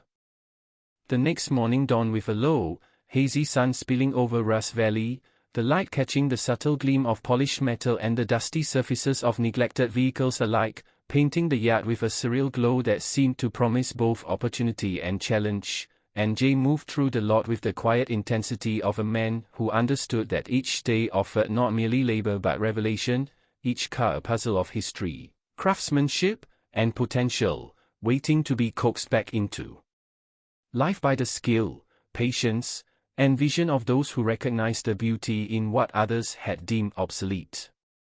Today's focus centered on the 1968 Chevrolet Camaro, a vehicle whose lines had once epitomized elegance and raw power, now muted by decades of exposure, neglect, and haphazard repairs, yet under Jay's discerning eye, it revealed the promise of revival, a canvas ready for the fusion of mechanical precision, aesthetic restoration, and historical fidelity, and as he crouched beside the chassis, tracing the rusted edges and bent panels with fingertips that had memorized the language of steel and paint, he imagined the completed machine, roaring with vitality, commanding respect, and bearing witness to the craftsmanship of the team that dared to challenge decay. Michael, absorbed in the complex orchestration of engine restoration, worked with meticulous patience, disassembling, cleaning, and calibrating every component, his hands guided by experience, intuition, and the steady rhythm of someone who had spent years interpreting the subtle messages of pistons, valves, and crankshafts, while Lisa prepared the interior, carefully stripping, cleaning, and repairing surfaces to reclaim the original design and feel, ensuring that each stitch, panel, and trim piece not only restored functionality but honored the aesthetics, history, and essence of the vehicle, a delicate balance requiring both precision and artistry. Around them, the rest of the team engaged in complementary tasks, sanding, priming, and aligning body panels, fabricating missing components, reconditioning suspension systems, and tackling electrical circuits long neglected, all the while maintaining communication, coordination, and a shared rhythm that transformed potential chaos into a symphony of progress, collaboration, and technical mastery, reflecting the unique culture of Rust Valley, where passion and expertise converged to produce results that were as extraordinary in execution as they were in outcome. The morning hours passed in a blur of concentration, the air thick with the mingled scents of grease, rust, paint, and sweat, punctuated by the rhythmic hum of tools, the occasional clink of metal against metal, and the low roar of engines tentatively coaxed back to life, a testament to the tactile and auditory tapestry of restoration work, where patience, focus, and persistence were rewarded with incremental triumphs and the deep satisfaction of witnessing transformation unfold. As mid-morning arrived, unforeseen challenges emerged. A severely corroded frame required creative reinforcement, a rare engine component proved stubbornly incompatible, and a misaligned fender threatened to compromise both fit and finish, yet each obstacle became an opportunity, demanding ingenuity, collaboration, and adaptive problem-solving, and reinforcing the understanding that restoration was a dialogue between human skill, historical respect, and mechanical realities, a process where failure was never final but a step toward deeper understanding and eventual success. Lunch provided a brief interlude, not only for nourishment but for the exchange of insights, stories, and strategies, where team members shared experiences from prior restorations, debated techniques, and reflected on the philosophies guiding their work, reinforcing the intellectual and emotional dimensions of the craft, and fostering the camaraderie, mentorship, and mutual respect that define Rust Valley as more than a workshop. It was a living classroom, a stage for innovation, and a sanctuary for passion and perseverance. Returning to their respective projects, the afternoon demanded heightened focus and collaboration, aligning panels with precision, fine-tuning mechanical assemblies, calibrating suspension geometries, and testing electrical systems with a mixture of care and control experimentation, each task executed with awareness of historical accuracy, mechanical integrity, and aesthetic excellence, guided by Jay's steady leadership and the shared dedication of a team attuned to the intricate demands of professional restoration. By late afternoon, the Comero's engine roared tentatively to life, a sound both powerful and symbolic, signaling the culmination of meticulous labor, problem-solving, and collective expertise, and the team paused briefly, exchanging smiles, nods, and quiet words of acknowledgement, recognizing the significance of progress, the embodiment of skill in sound and motion, and the affirmation of purpose that comes from reviving a machine that had endured decades of abandonment and decay. As the day waned, attention turned to the finishing details, polishing trim, testing systems, and inspecting surfaces with an uncompromising eye, balancing historical fidelity with the functional needs of a vehicle that would soon be driven, admired, and celebrated, ensuring that every decision reinforced the ethos of Rust Valley, where integrity, craftsmanship, and reverence for history guided every action. Evening descended with a soft calm, shadows stretching over partially restored vehicles, highlighting subtle contrasts of texture, sheen, and form, creating a visual reflection of progress and the persistent promise of transformation, while Jay walked the lot, cataloging achievements, contemplating remaining challenges, and mentally rehearsing sequences for the following day, aware that restoration required not only physical skill but foresight, strategy, and the capacity to inspire and coordinate, qualities that distinguish transient labor from enduring craftsmanship. In this quiet, reflective space, the team recognized the human dimension of their work, the mentorship of novices, the collaboration of experienced craftsmen, the shared triumphs, and the collective learning that transformed ordinary labor into extraordinary results, creating an environment where knowledge, creativity, and passion intersected, reinforcing the deeper significance of each project, each vehicle, and each incremental success. Night enveloped Rust Valley, bringing with it a contemplative serenity and the lingering sense of oil, paint, and progress, while Jay allowed himself a moment of introspection, appreciating not only the tangible achievements of the day but the intangible lessons of resilience, patience, and ingenuity, understanding that every restored vehicle represented more than mechanical revival. It was a resurrection of history, a celebration of artistry, and a testament to the enduring value of human skill, determination, and vision. As the gates closed and the stars emerged overhead, Jay reflected on the philosophy that guided Rust Valley, that even the most neglected, corroded, or overlooked vehicles could be transformed through care, creativity, and expertise into something extraordinary, beautiful, and historically significant, and that the true reward of restoration lay not only in the completion of a project but in the continuous pursuit of excellence, the cultivation of skill, and the shared experience of transforming rust and decay into lasting triumph, a journey that imbued both machine and human with renewed purpose, pride, and vitality.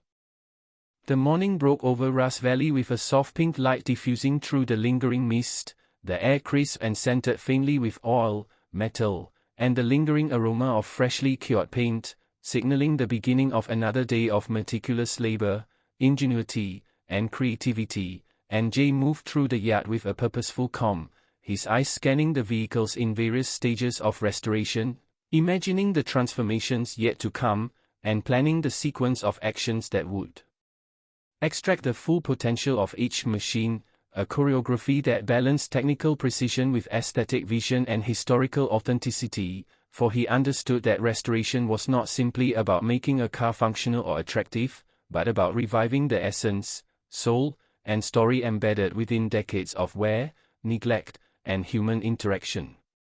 Today's centerpiece was a 1955 Chevrolet Bel Air, a car whose once pristine lines had faded under layers of dirt, rust, and improvised repairs, yet beneath the decay lay a promise of elegance, power, and historical significance that demanded careful attention, respect, and dedication, and Jay approached the project with a combination of strategic thinking and tactile intuition, visualizing each component, anticipating challenges, and mapping the delicate balance between restoration, preservation, and enhancement in a process that was as much intellectual as it was physical.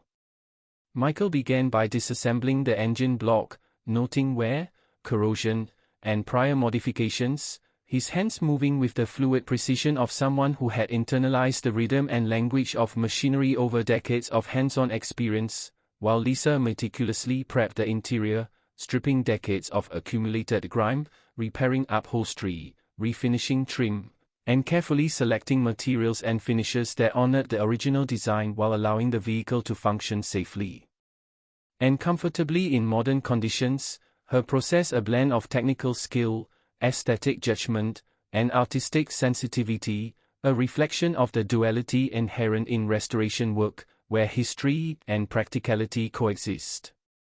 Around them, the rest of the team worked in a synchronized flow, each person applying expertise in mechanical, structural, or aesthetic restoration, balancing independence with collaboration, problem-solving with execution, and improvisation with adherence to historical accuracy, the yacht vibrating with a symphony of sound, motion, and energy, from the hum of sanders and polishers to the rhythmic tap of hammers, the hiss of compressed air, and the low murmur of engines coaxed into reluctant life, creating an immersive environment in which focus, creativity, and passion converge into tangible results. As the morning progressed, unforeseen complications emerged.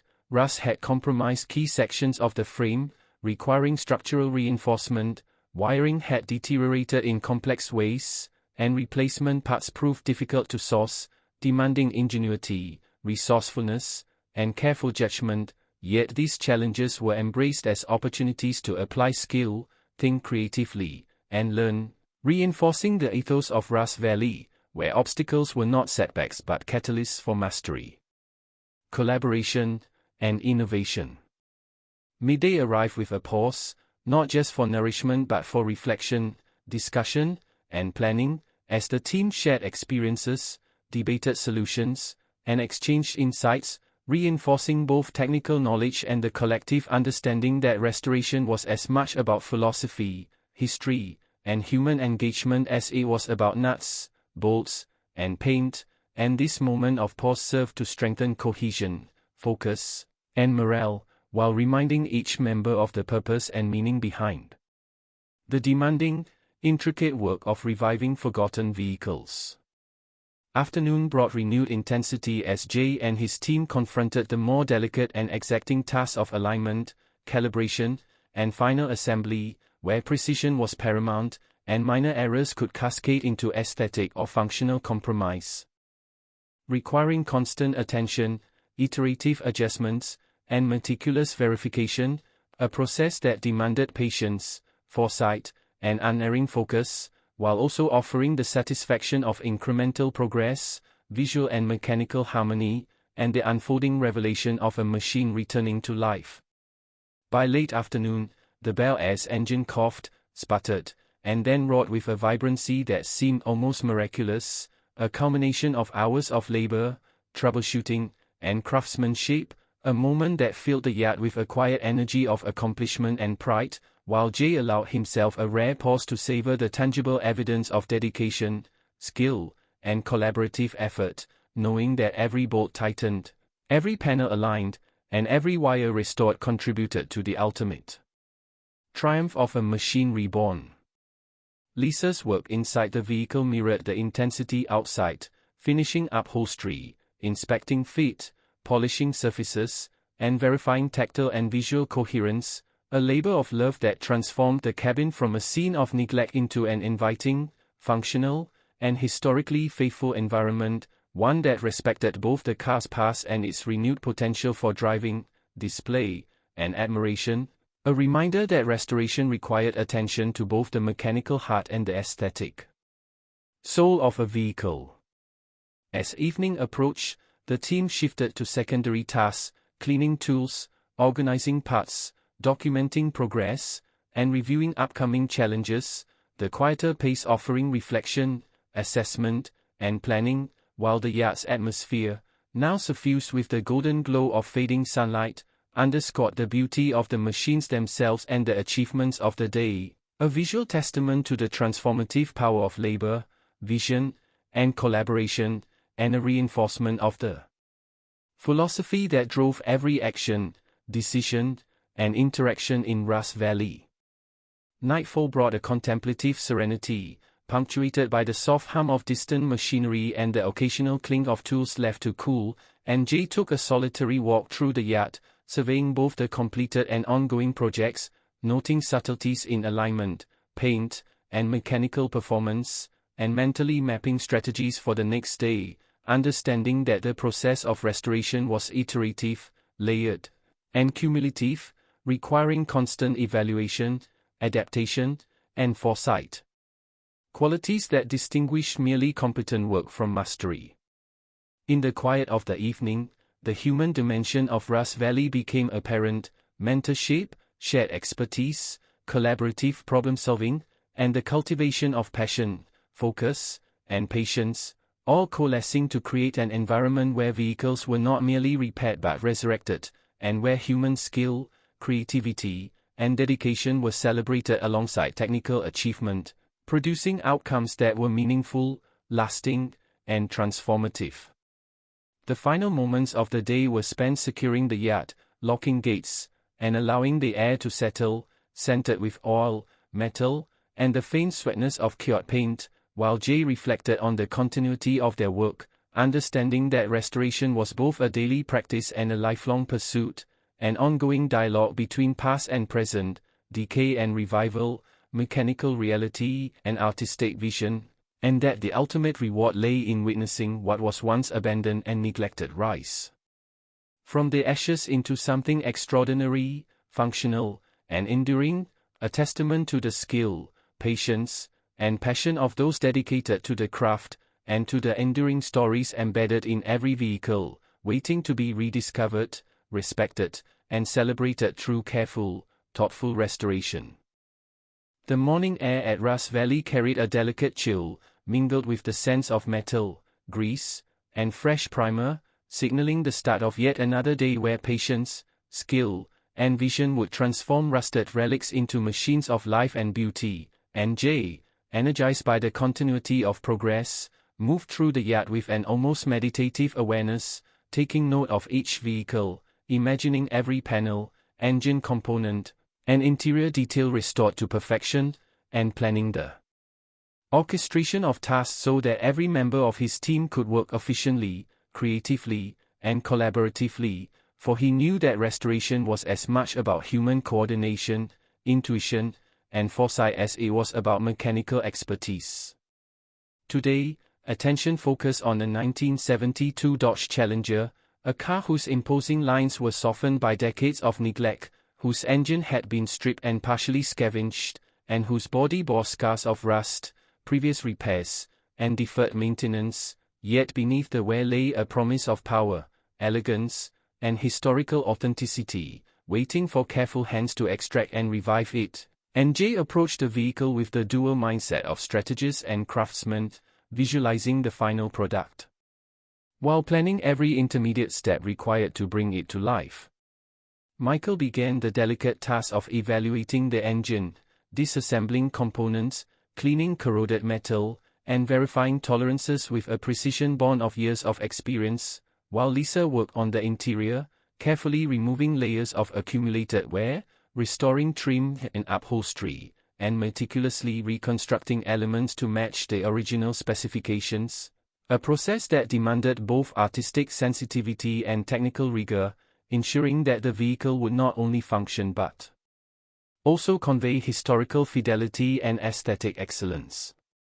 Around the yard, other team members engaged in complementary tasks, from frame reinforcement to brake line replacement, from wiring repairs to sanding and priming body panels, the workshop alive with the rhythm of coordinated labor, punctuated by the hum of power tools, the hiss of compressed air, and the occasional roar of an engine coaxed back to life, creating an immersive symphony of motion, sound, and scent that defined the unique character of Rust Valley, where human ingenuity and dedication met the demands of mechanical resurrection. As the morning progressed, unforeseen challenges emerged.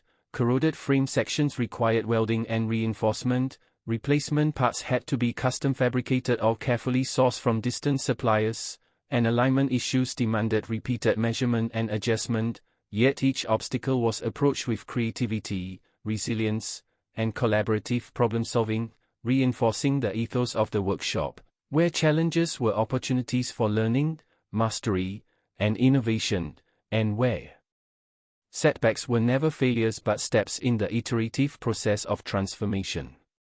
Lunch offered a brief pause, filled not only with nourishment but with conversation, shared stories, technical debate, and reflection, reinforcing the human dimension of restoration, the mentorship and exchange of knowledge that define Rust Valley as both a workshop and a living classroom, where skill, experience, and passion were continuously shared and cultivated, and where the connection between people and machines deepened through dialogue, experimentation, and mutual respect.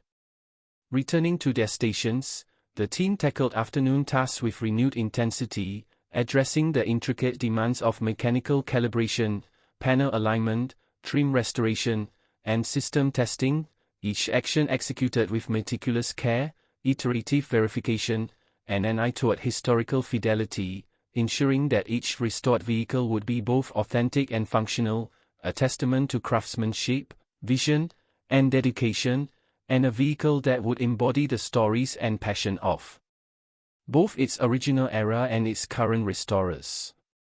By late afternoon, the Challenger's engine had been reassembled, primed, and tested, a moment that resonated throughout the yard, signaling the tangible fruits of labor, collaboration, and creative problem-solving, and allowing the team a collective sense of pride, accomplishment, and motivation, as the roar of a revived engine symbolized both the technical achievement and the deeper satisfaction of breathing life into a machine that had been silent for decades. Lisa's careful attention to the interior complemented the mechanical revival. Seating, panels, trim, and finishes were restored to create an environment that honored the original design, enhanced comfort, and ensured safety, a synthesis of artistry and engineering that reflected the ethos of Rust Valley, where aesthetic, historical, and functional considerations were inseparable, and where each detail contributed to the narrative of revival, respect, and human ingenuity. Evening brought a slower, reflective rhythm as the team organized tools, documented progress, and prepared for the next stages of restoration, the fading light accentuating the textures of metal, paint, and leather, and offering a visual testament to the transformation taking place, the interplay of shadow and shine mirroring the day's achievements, challenges, and incremental progress, while reinforcing the sense of continuity, purpose, and shared endeavor that define Rust Valley.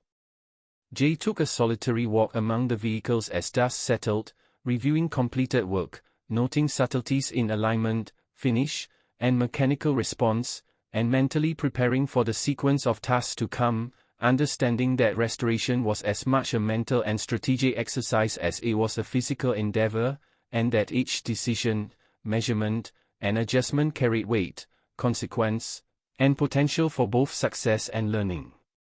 In the quiet of the evening, the philosophy underpinning Rust Valley became evident. Restoration was not merely a technical exercise, but a holistic practice engaging mind, body, and spirit, where patience, skill, and collaboration produced results that transcended the material, turning rust and decay into vitality, neglect into opportunity, and discarded machines into expressions of history, craftsmanship, and human dedication, and in this understanding, every vehicle, every task, and every decision held significance far beyond immediate utility or appearance.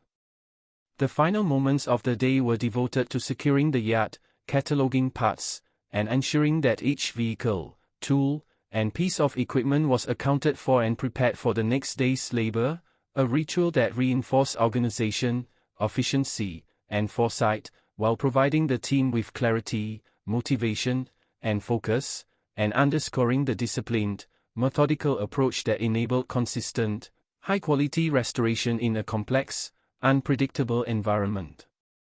As the gates closed and night settled over the valley, the lingering sense of oil, paint, and metal carried a subtle sense of accomplishment and promise, a tangible reminder of the day's progress and the ongoing journey from decay to brilliance, and Jay allowed himself a moment of reflection, recognizing that Rust Valley was more than a workshop. It was a sanctuary, a classroom, a gallery, and a living testament to human skill, perseverance, and the capacity to resurrect the abandoned, the forgotten, and the rusted, transforming them into vehicles of function, beauty, and historical resonance, a philosophy that would guide every action, inform every decision, and inspire every member of the team in the continuous pursuit of excellence, innovation, and meaningful restoration. The sun rose over Rust Valley with a soft, golden glow that bathed the yard in warmth, illuminating the rows of vehicles at various stages of transformation, their metal surfaces catching the light in a way that seemed to celebrate both their history and the promise of rebirth, and Jay walked among them with a quiet intensity, taking stock of progress, noting areas that required attention, and envisioning the complex choreography of tasks necessary to continue the revival of machines that had long been dormant, for he understood that each car presented a unique set of challenges, each requiring a careful balance of technical skill, historical fidelity, and aesthetic judgment, and that the success of the day depended on both the coordination of his team and the patience and precision of every action taken. Today, the focus was on a 1969 Ford Mustang Mach 1, a vehicle whose aggressive lines and iconic status demanded a restoration that was both faithful and meticulous, and Jay approached the project with a combination of strategy, intuition, and respect for history, mapping the sequence of disassembly, repair, and reassembly in his mind, while simultaneously anticipating potential obstacles, sourcing requirements, and the intricate interplay of mechanical and aesthetic elements that would define the final outcome. Michael dove into the engine, carefully disassembling components that had suffered from decades of wear, corrosion, and previous modifications, cleaning, inspecting, and testing each part with an almost surgical precision, while Lisa focused on the interior, stripping worn materials, repairing upholstery, and restoring trim with attention to detail that ensured both functionality and historical authenticity, her hands moving with a practiced rhythm, guided by both technical knowledge and artistic sensibility. Around them, the rest of the crew moved in a coordinated flow, each member addressing specific tasks that ranged from sanding and priming body panels to rewiring electrical systems, fabricating missing components, and adjusting suspensions, the yard alive with a symphony of mechanical noise and human determination, the hum of tools and the occasional roar of an engine coalescing into a rhythm that reflected the intensity, focus, and shared purpose of the team, while also underscoring the tactile and sensory immersion that made Rust Valley a singular environment of creativity and skill.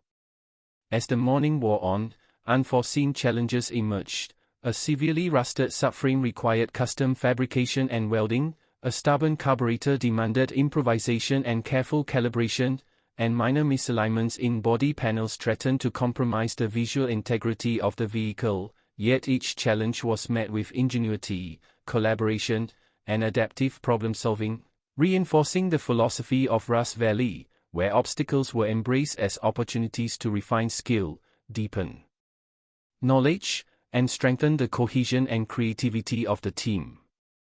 By midday, the team paused not just for nourishment but for discussion, reflection, and planning, sharing insights, debating techniques, and recounting lessons learned from previous restorations, the exchange of knowledge serving as both practical guidance and a reinforcement of the collaborative culture that define Russ Valley, where mentorship, experience, and passion flowed seamlessly alongside the physical labor of restoration. Returning to work, the afternoon demanded heightened focus and precision. Mechanical assemblies were calibrated to exacting specifications, body panels were aligned with iterative adjustments, trim and finishes were inspected and refined, and systems were tested repeatedly to ensure that every detail met the standards of authenticity, functionality, and aesthetic excellence, with Jay providing guidance, oversight, and motivation, orchestrating the complex interplay of tasks with the authority and insight of someone who had spent years mastering both the technical and human dimensions of restoration. By late afternoon, the Mustang's engine coughed, sputtered, and then roared with renewed vigor, a sound that reverberated across the yard, symbolizing both mechanical success and the deeper satisfaction of bringing a long silent machine back to life, and the team shared quiet smiles, nods, and exclamations of accomplishment, aware that this milestone was both a reward for labor and a reaffirmation of the purpose, passion, and philosophy that guided their work. Lisa's meticulous attention to the cabin complemented the mechanical revival. Seating, panels, trim, and finishes were restored to reflect historical fidelity, functionality, and comfort, creating an interior that honored the original design while supporting contemporary usability, a balance that required artistic judgment, technical skill, and patience, and that reinforced the holistic approach of Russ Valley, where every component, from engine to upholstery, contributed to the narrative and character of the vehicle. As evening approached, the team shifted focus to secondary tasks, including tool organization, parts cataloging, documentation of progress, and the evaluation of challenges for future work, the slower pace offering moments of reflection, assessment, and strategic preparation, while the fading sunlight highlighted textures, shapes, and finishes, allowing the team to visually appraise progress and appreciate the evolving beauty of the vehicles, a tangible reminder of transformation and the power of coordinated, dedicated labor. Jay took a quiet walk through the yard as dust settled, observing both the completed and ongoing projects, noting subtleties in mechanical performance, alignment, and finish, and mentally rehearsing sequences for the next day, fully aware that restoration was iterative, cumulative, and required foresight, adaptability, and precision, qualities that separated proficient labor from mastery, and that imbued each project with meaning far beyond immediate utility. In the calm of night, the philosophy underpinning Russ Valley became evident. Restoration was not simply a technical task but a comprehensive practice engaging skill, creativity, patience, and collaboration, transforming machines and people alike, turning neglect into opportunity, decay into beauty, and rust into legacy, and reinforcing the notion that every decision, adjustment, and moment of labor carried significance beyond the mechanical, resonating with history, craftsmanship, and human ingenuity. The final moments of the day were spent securing the yard, documenting parts, and preparing vehicles and tools for the next phase of restoration, rituals that reinforce discipline, foresight, and organization, while providing clarity and focus for the team, ensuring that subsequent work would proceed efficiently, safely, and creatively, and emphasizing the philosophy that successful restoration was a balance of method, skill, and vision. As the gates closed and night settled over Russ Valley, the lingering sense of metal, paint, and oil served as a sensory reminder of the day's accomplishments, while Jay reflected on the broader mission of the workshop, to resurrect machines once discarded or forgotten, to honor history through skillful restoration, and to cultivate a culture of excellence, collaboration, and passion, a philosophy that would guide every vehicle, every project, and every member of the team in the pursuit of transformative, enduring results, demonstrating that even rust and decay could give way to life, beauty, and purpose in the hands of those committed to the craft. The morning air at Russ Valley carried a faint chill, mixed with the earthy scent of dew on the surrounding trees and the persistent aroma of oil, metal, and recently cured paint, signaling the start of another day of meticulous labor and creative problem-solving. And Jay moved through the yard with quiet intensity, his eyes sweeping over the vehicles in various stages of restoration, noting subtle imperfections, planning sequences of mechanical and aesthetic work, and envisioning the final state of each car, for he understood that restoration was not merely about function or appearance, but about reviving history, character, and the spirit embedded in each machine, a task that demanded foresight, skill, patience, and coordination. Today's focus was a 1967 Pontiac GTO, a car whose aggressive styling and storied legacy made it a symbol of power and nostalgia, yet whose body was marred by decades of neglect, corrosion, and inconsistent repairs, while its engine, though partially intact, required careful disassembly, cleaning, and replacement of critical components. And Jay approached the task with both strategic vision and tactile intuition, planning the sequence of interventions that would transform the neglected machine into a functional, authentic, and aesthetically faithful representation of its original glory.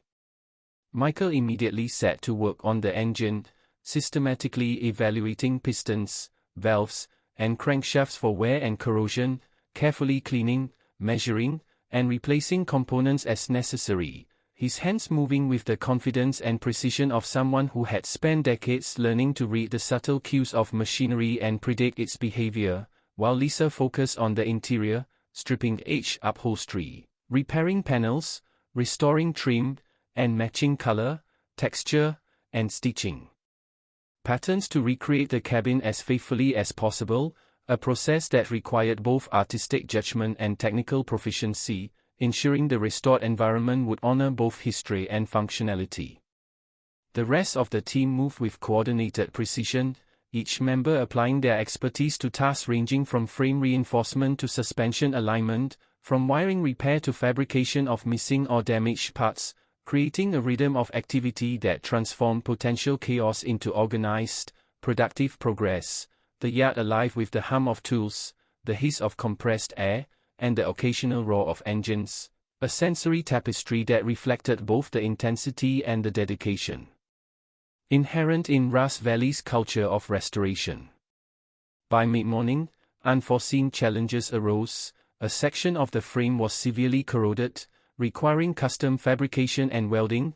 An elusive component had to be sourced from distant suppliers, and minor misalignments in the body threatened both visual and structural integrity, yet each obstacle was met with ingenuity, collaboration, and iterative problem-solving, reinforcing the philosophy that restoration was as much about creativity, teamwork, and learning as it was about technical execution, and that obstacles were opportunities to deepen mastery and strengthen cohesion. Lunch brought a brief respite, filled not only with nourishment but with conversation, mentorship, and shared stories, as team members exchanged insights, debated methods, and reflected on previous experiences, reinforcing the intellectual and emotional dimensions of the craft, and the understanding that Russ Valley was not merely a workshop, but a living classroom where knowledge, skill, and passion were continuously shared and cultivated. Returning to work, the afternoon demanded heightened focus as the GTO's mechanical systems were calibrated, the body panels aligned, trim and finishes adjusted, and electrical systems tested repeatedly to ensure accuracy, safety, and aesthetic fidelity, while Jay guided, advised, and coordinated the team, orchestrating the complex interplay of tasks with experience, authority, and intuitive understanding, ensuring that progress was efficient, precise, and in keeping with the principles of historically faithful restoration. By late afternoon, the engine coughed and roared to life, a sound that resonated across the yard, signaling both technical achievement and the symbolic revival of the vehicle, and the team shared smiles, nods, and subdued celebrations, aware that each milestone was a testament not only to skill and labor, but to dedication, passion, and the philosophy that underpinned Rust Valley, that even machines long neglected could rise from decay to become functional, beautiful, and historically meaningful creations. Lisa's work in the interior complemented the mechanical revival. Seats, panels, and trim were restored to match original specifications, while ensuring comfort and functionality, reflecting the holistic approach of Rust Valley, where aesthetic, historical, and mechanical concerns were inseparable, and where every detail contributed to the narrative of revival, respect, and human ingenuity. Evening brought a slower, reflective pace, as tools were cleaned, parts catalogued, and progress documented, while the fading sunlight cast long shadows over polished metal, freshly painted surfaces, and restored interiors, creating a visual tableau of achievement, transformation, and progress, a tangible testament to the work accomplished and the beauty emerging from the labor of skilled, dedicated hands.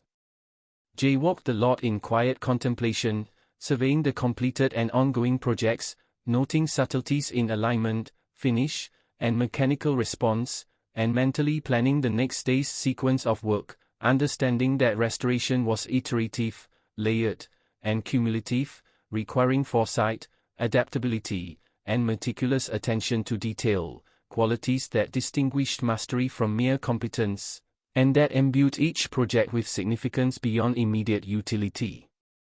In the calm of night, the human dimension of Rust Valley became evident.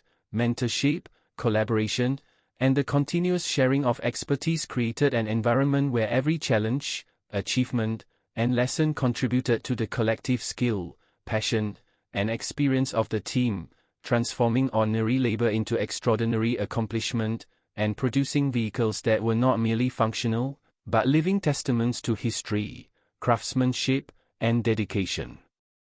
The final task of the day, securing the yacht, documenting progress, and preparing vehicles and tools for the next phase of restoration, reinforced discipline, organization, and foresight, ensuring that subsequent work would proceed efficiently, safely, and creatively, while also providing clarity, motivation, and focus for the team, and underscoring the philosophy that successful restoration was a balance of method, skill, vision, and collaboration. As the gates closed and night enveloped Rust Valley, the lingering sense of metal, oil, and paint served as a sensory reminder of the day's accomplishments and the ongoing journey from decay to brilliance, while Jay reflected on the overarching mission, to resurrect machines once discarded, honor history, and cultivate a culture of excellence, collaboration, and passion, demonstrating that even rust and neglect could give way to life, beauty, and purpose in the hands of those committed to the craft, and that every vehicle, task, and decision contributed to a narrative of restoration, transformation, and enduring significance. The morning in Rust Valley began with a muted glow, the sun rising behind distant hills and casting long, golden streaks across the yard, illuminating the rows of vehicles awaiting resurrection, their bodies a mosaic of rust, dents, and faded paint, each with a story and potential that demanded patience, skill, and vision, and Jay walked among them with a calm intensity, noting every detail, planning sequences of work, and mentally rehearsing the steps required to restore each car not merely to function, but to its authentic glory, aware that restoration demanded an intricate balance of technical expertise, historical fidelity, and aesthetic judgment, and that each project required careful orchestration of resources, labor, and creativity. Today's focus centered on the 1971 Dodge Charger, a vehicle whose muscular lines and legacy of performance made it both a challenge and an opportunity, its body scarred by decades of exposure, previous repairs, and deferred maintenance, and its engine partially dismantled and long dormant, yet beneath the surface lay promise, potential energy waiting to be unlocked through meticulous labor, attention to detail, and the coordinated efforts of a team committed to excellence, and Jay approached the task with the dual perspective of strategist and craftsman, visualizing both the process and the end result, anticipating obstacles, and orchestrating solutions in advance. Michael immersed himself in the engine, carefully cleaning, inspecting, and refurbishing components, measuring tolerances, replacing worn parts, and reassembling with precision, his hands moving with the confidence of someone who had spent decades learning to read the subtle signals of machinery, while Lisa tackled the interior with equal intensity, stripping worn materials, repairing upholstery, restoring trim, and ensuring that every stitch, panel, and finish faithfully reflected the original design while accommodating functional integrity and modern usability, a process that required both technical skill and artistic sensitivity. The rest of the team moved in coordinated rhythm, addressing complementary tasks such as sanding and priming body panels, reinforcing structural elements, realigning suspension components, and rewiring electrical systems, the yard alive with a symphony of sound, the hum of tools, the hiss of compressed air, the occasional clang of metal, and the tentative roar of engines as systems were coaxed back to life, all combining to create an immersive environment where focus, collaboration, and skill coalesce into visible progress. As the morning advanced, unforeseen complications emerged. A corroded frame required fabrication and reinforcement, rare components were difficult to source, and minor misalignments threatened both aesthetics and function, yet each challenge was met with ingenuity, dialogue, and iterative problem-solving, reinforcing the philosophy of Rust Valley that obstacles were opportunities for learning, refinement, and collaboration, and that every setback contained the seeds of mastery and team cohesion. Lunch offered a brief respite, filled not only with nourishment but with conversation, storytelling, and the sharing of technical insights, as team members exchanged experiences, debated methods, and reflected on lessons learned from prior restorations, reinforcing the dual focus on skill and culture that define Rust Valley as both a workshop and a living classroom, where knowledge, mentorship, and collaboration flowed naturally alongside the labor of restoring machines. Returning to work, the afternoon demanded heightened attention as the charger's mechanical systems were calibrated, body panels aligned, trim refinished, and electrical systems tested, each task executed with meticulous care, iterative verification, and historical awareness, while Jay coordinated, advised, and adjusted workflows, orchestrating the interplay of human skill and mechanical complexity with insight, foresight, and a subtle intuition honed over years of experience, ensuring that progress remained precise, efficient, and in line with the principles of historically faithful restoration.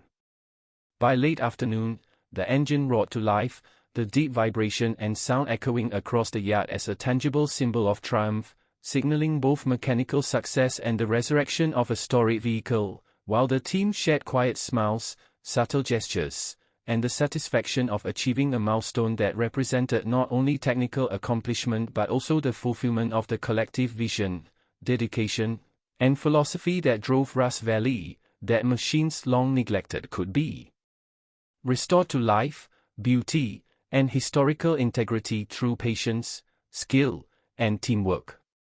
Lisa's interior work mirrored this revival. Seats, panels, trim, and finishes were completed with an unwavering commitment to authenticity, functionality, and visual coherence, creating a cabin environment that honored the original design while supporting safe and enjoyable use, reflecting the holistic approach of Rust Valley where the mechanical, aesthetic, and historical dimensions of restoration were inseparable, and where attention to detail extended to every visible and functional surface of the vehicle. Evening brought a reflective tempo as the team organized tools, documented progress, and prepared parts for upcoming stages, the fading light emphasizing textures, contours, and the contrast between restored and unrestored areas, offering a visual summary of both achievement and remaining work, and reinforcing the ongoing narrative of transformation unfolding in the yard. Jay walked the lot as dusk settled, observing the completed and ongoing projects, noting subtle differences in alignment, finish, and performance, and mentally rehearsing sequences for the next day, understanding that restoration required an iterative, layered approach, combining foresight, adaptability, and meticulous attention to detail, qualities that distinguished mastery from mere competence, and that imbued every vehicle, decision, and action with significance far beyond immediate function. In the quiet of the night, the ethos of Rust Valley became evident.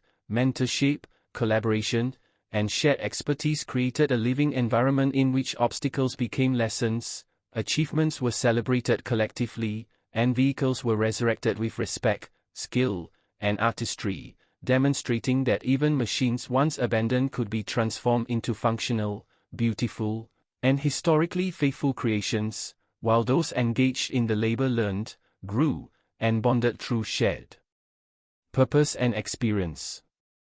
The day concluded with final rituals, securing the yard, cataloging parts, and preparing vehicles and tools for the next day, reinforcing discipline, foresight, and organization, while providing clarity, focus, and motivation for future work, emphasizing that restoration was not a solitary act but a coordinated, continuous practice of skill, vision, and collaboration.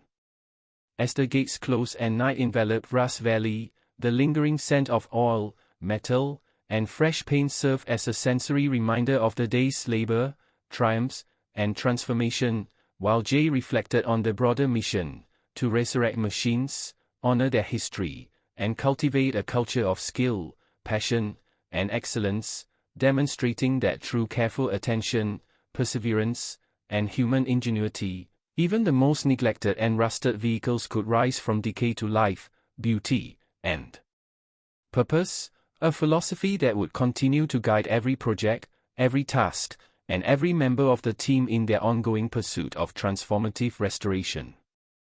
The morning unfolded over Rust Valley with a pale, steady light filtering through the mist that clung to the surrounding hills, casting long shadows across the yard where vehicles lay in various states of disrepair, some merely shells of their former selves, others partially revived, yet all possessing an inherent promise that demanded care, skill, and vision, and Jay moved among them with a purposeful calm, assessing, planning, and visualizing the intricate steps necessary to bring each machine back to life, aware that restoration was as much a mental and strategic exercise as it was a physical and technical endeavor, requiring patience, foresight, and the ability to coordinate a team whose members each brought specialized knowledge, unique perspectives, and complementary skill sets to the work at hand.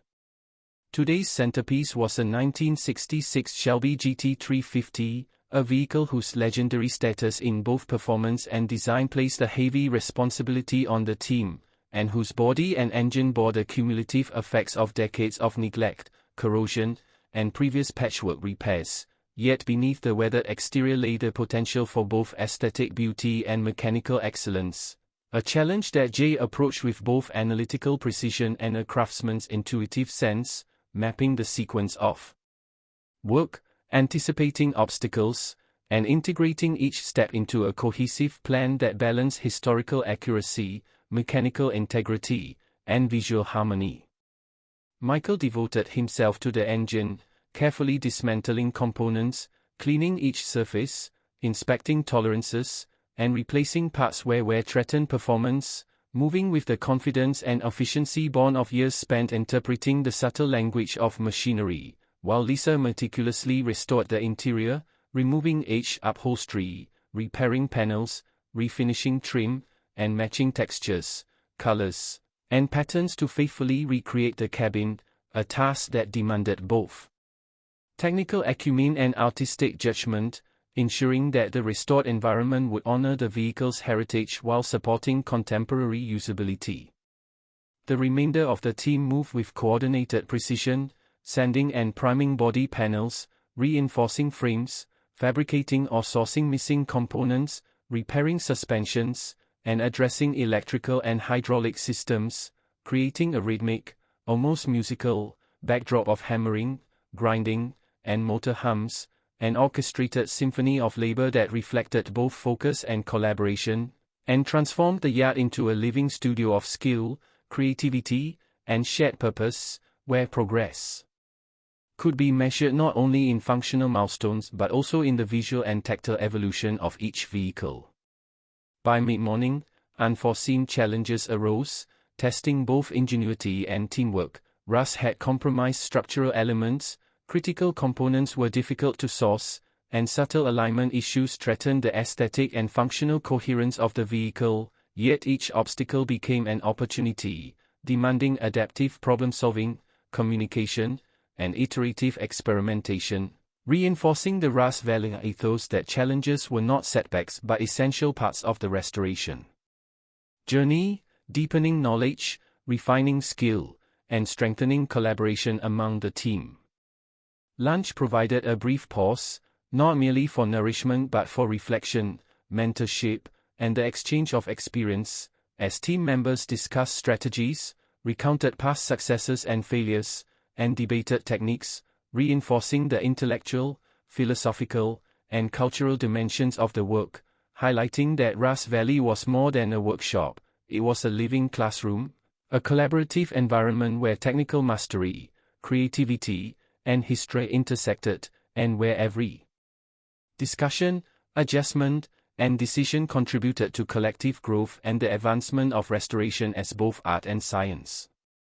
Returning to work, the afternoon demanded meticulous attention, engine assemblies were fine-tuned, suspension components adjusted, body panels aligned with iterative corrections, trim and paint details scrutinized, and electrical systems tested repeatedly, each step executed with the combination of skill, care, and foresight that ensured both authenticity and functionality, while Jay orchestrated and guided the process with strategic insight and hands-on involvement, providing instruction, feedback, and encouragement, ensuring that every component, from engine to upholstery, met the exacting standards of historically faithful restoration.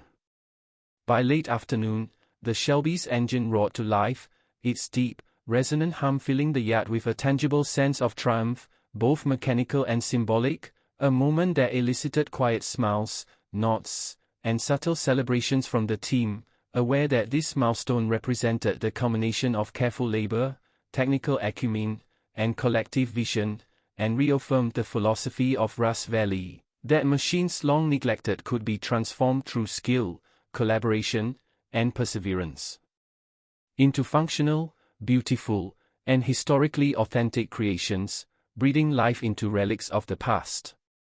Lisa's interior work paralleled this mechanical revival. Seats, panels, and trim were restored to a level of authenticity and comfort that reflected the original design, enhancing both usability and aesthetic coherence, while reinforcing the holistic approach of Rust Valley, where every element, from engine to cabin, was interconnected, and where attention to detail extended to every visible and functional surface, ensuring that each restoration embodied the vehicle's history and the skill of its caretakers. Evening brought a shift in tempo as tools were cleaned, parts catalogued, and progress documented, the yard bathed in the fading light, highlighting both restored and unrestored vehicles, and offering a visual narrative of progress, effort, and transformation, a tableau that captured the beauty and complexity of the work being undertaken and the dedication required to achieve it. Jay walked the yard at dusk, reviewing completed and ongoing projects, observing subtleties in alignment, finish, and mechanical performance, and mentally preparing sequences for the next day, fully aware that restoration was iterative, cumulative, and layered, demanding continuous foresight, adaptability, and meticulous attention to detail, qualities that separated true mastery from mere competence, and that imbued every vehicle, every adjustment, and every decision with significance far beyond immediate function. In the quiet of the evening, the human dimension of Rust Valley became evident. Mentorship, knowledge sharing, collaboration, and cumulative experience created an environment where challenges became opportunities for growth, achievement was collectively celebrated, and vehicles were revived with respect, integrity, and artistry, demonstrating that even machines once abandoned could rise from decay to life, beauty, and historical significance, while those engaged in the labor grew, bonded, and refined their craft through shared purpose and experience. The day concluded with the final rituals, securing the yacht, cataloging components, and preparing vehicles and tools for the next day, reinforcing discipline, organization, and foresight, while providing clarity, motivation, and strategic focus for the work ahead, and emphasizing the philosophy that restoration was a continuous, coordinated practice of skill, vision, and collaboration. As night fell and the gates closed, the lingering sense of oil, paint, and metal served as a sensory reminder of the day's labor and triumphs, while Jay reflected on the broader mission, to resurrect vehicles, honor their history, and cultivate a culture of craftsmanship, collaboration, and passion, demonstrating that even the most neglected and rusted machines could rise from decay to life, beauty, and purpose, a philosophy that would guide every project, task, and member of the team in the ongoing pursuit of transformative restoration. The dawn broke over Russ Valley with a muted, almost reverential light, spilling across the yacht in soft, golden streaks that highlighted the intricate details of the vehicles in various stages of restoration, their surfaces a blend of rust, primer, polished metal, and freshly applied paint, each car a testament to history, neglect, and the promise of revival, and Jay moved among them with a deliberate awareness, observing the progress, noting imperfections, and envisioning the precise sequence of interventions required to complete their transformation, for he understood that restoration demanded not only technical skill and aesthetic sensitivity but strategic planning, foresight, and an understanding of the unique narrative embedded in each machine, a story that could only be honored through careful labor, patience, and collaboration. Today, the centerpiece was a 1963 Chevrolet Corvette Stingray, a vehicle whose sleek lines, iconic status, and historical significance posed both a challenge and an opportunity, its body showing years of exposure, patchwork repairs, and fading finishes, while its engine, though largely intact, required meticulous cleaning, component verification, and calibration. Yet beneath the wear lay extraordinary potential, and Jay approached the project with both the analytical eye of a strategist and the intuitive understanding of a craftsman, mentally mapping each step while anticipating challenges that could arise during the complex process of revival.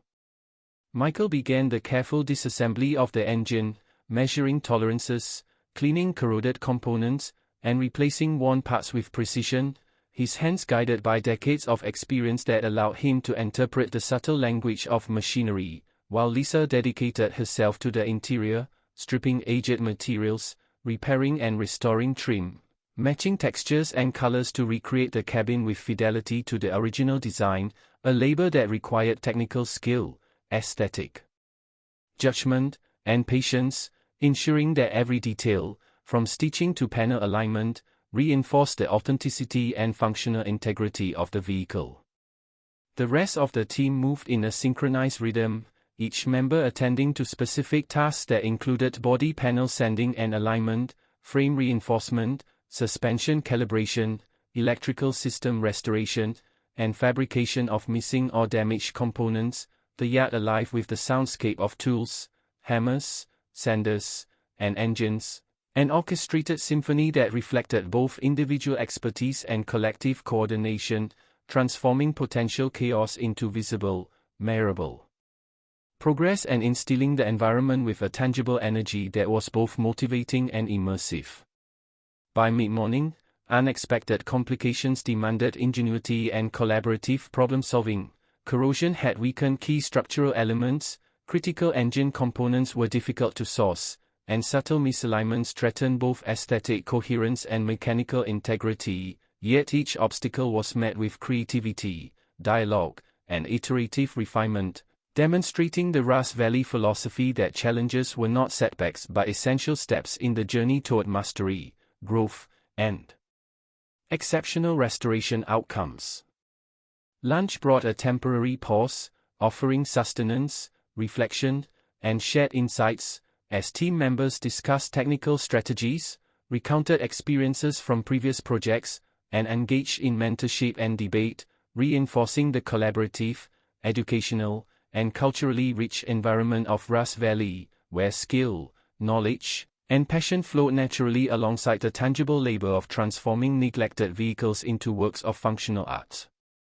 Afternoon tasks demanded precision and focus as the Corvette's mechanical systems were meticulously calibrated, panels and trim aligned with iterative adjustments, electrical systems tested, and finishes examined for visual and tactile fidelity, each process executed with care, technical expertise, and historical awareness, while Jay coordinated the team, providing guidance, oversight, and encouragement, ensuring that each action contributed to a coherent, historically accurate, and aesthetically compelling outcome, reflecting both the mechanical and artistic dimensions of restoration.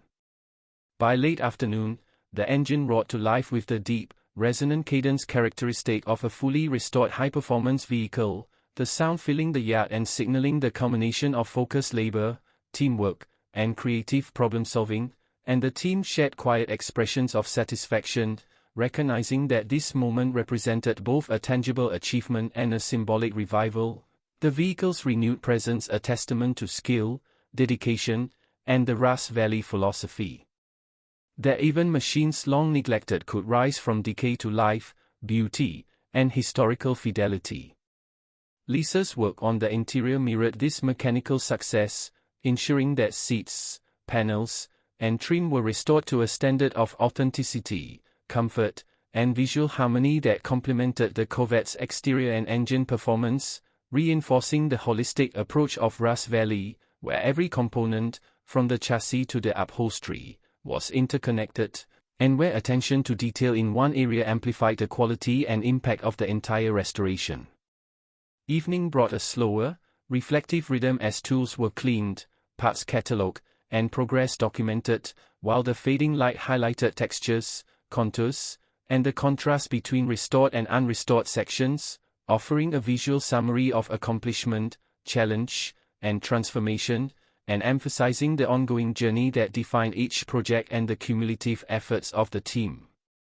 Jay walked the yard at dusk, surveying both completed and ongoing projects, noting subtleties in alignment, finish, and mechanical function, mentally rehearsing the next day's tasks, and reflecting on the layered, iterative nature of restoration, understanding that mastery required patience, foresight, and continuous refinement, and that every decision, adjustment, and measure carried weight, consequence, and the potential for learning, progress, and achievement.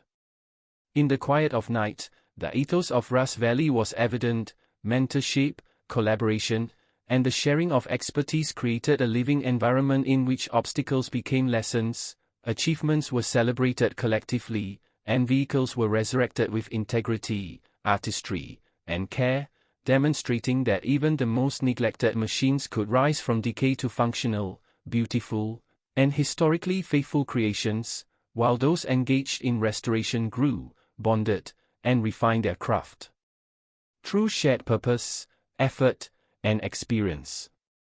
The final task of the day, securing the yard, documenting progress, and preparing vehicles, parts, and tools for future work, reinforced organization, discipline, and foresight, providing clarity, motivation, and focus for continued restoration, emphasizing that successful outcomes relied upon coordination, meticulous planning, and collective dedication, and that every step contributed to a broader mission. As the gates closed and night enveloped Rust Valley, the lingering sense of metal, oil, and fresh paint reminded all who remained of the day's achievements and the ongoing transformation taking place within the yard, while Jay reflected on the philosophy that had guided the team from the first project to the present moment, to resurrect forgotten vehicles, honor their history, cultivate a culture of excellence, collaboration, and passion, and demonstrate that true skill, persistence, and human ingenuity, even the most rusted, neglected, and abandoned machines could rise from decay to life, beauty, and enduring purpose, a philosophy that would continue to guide every member of Rust Valley as they pursued the transformative, meticulous, and rewarding work of restoration, ensuring that the legacy of each vehicle, the knowledge of each craftsman, and the dedication of the team would endure far beyond the gates of the valley itself.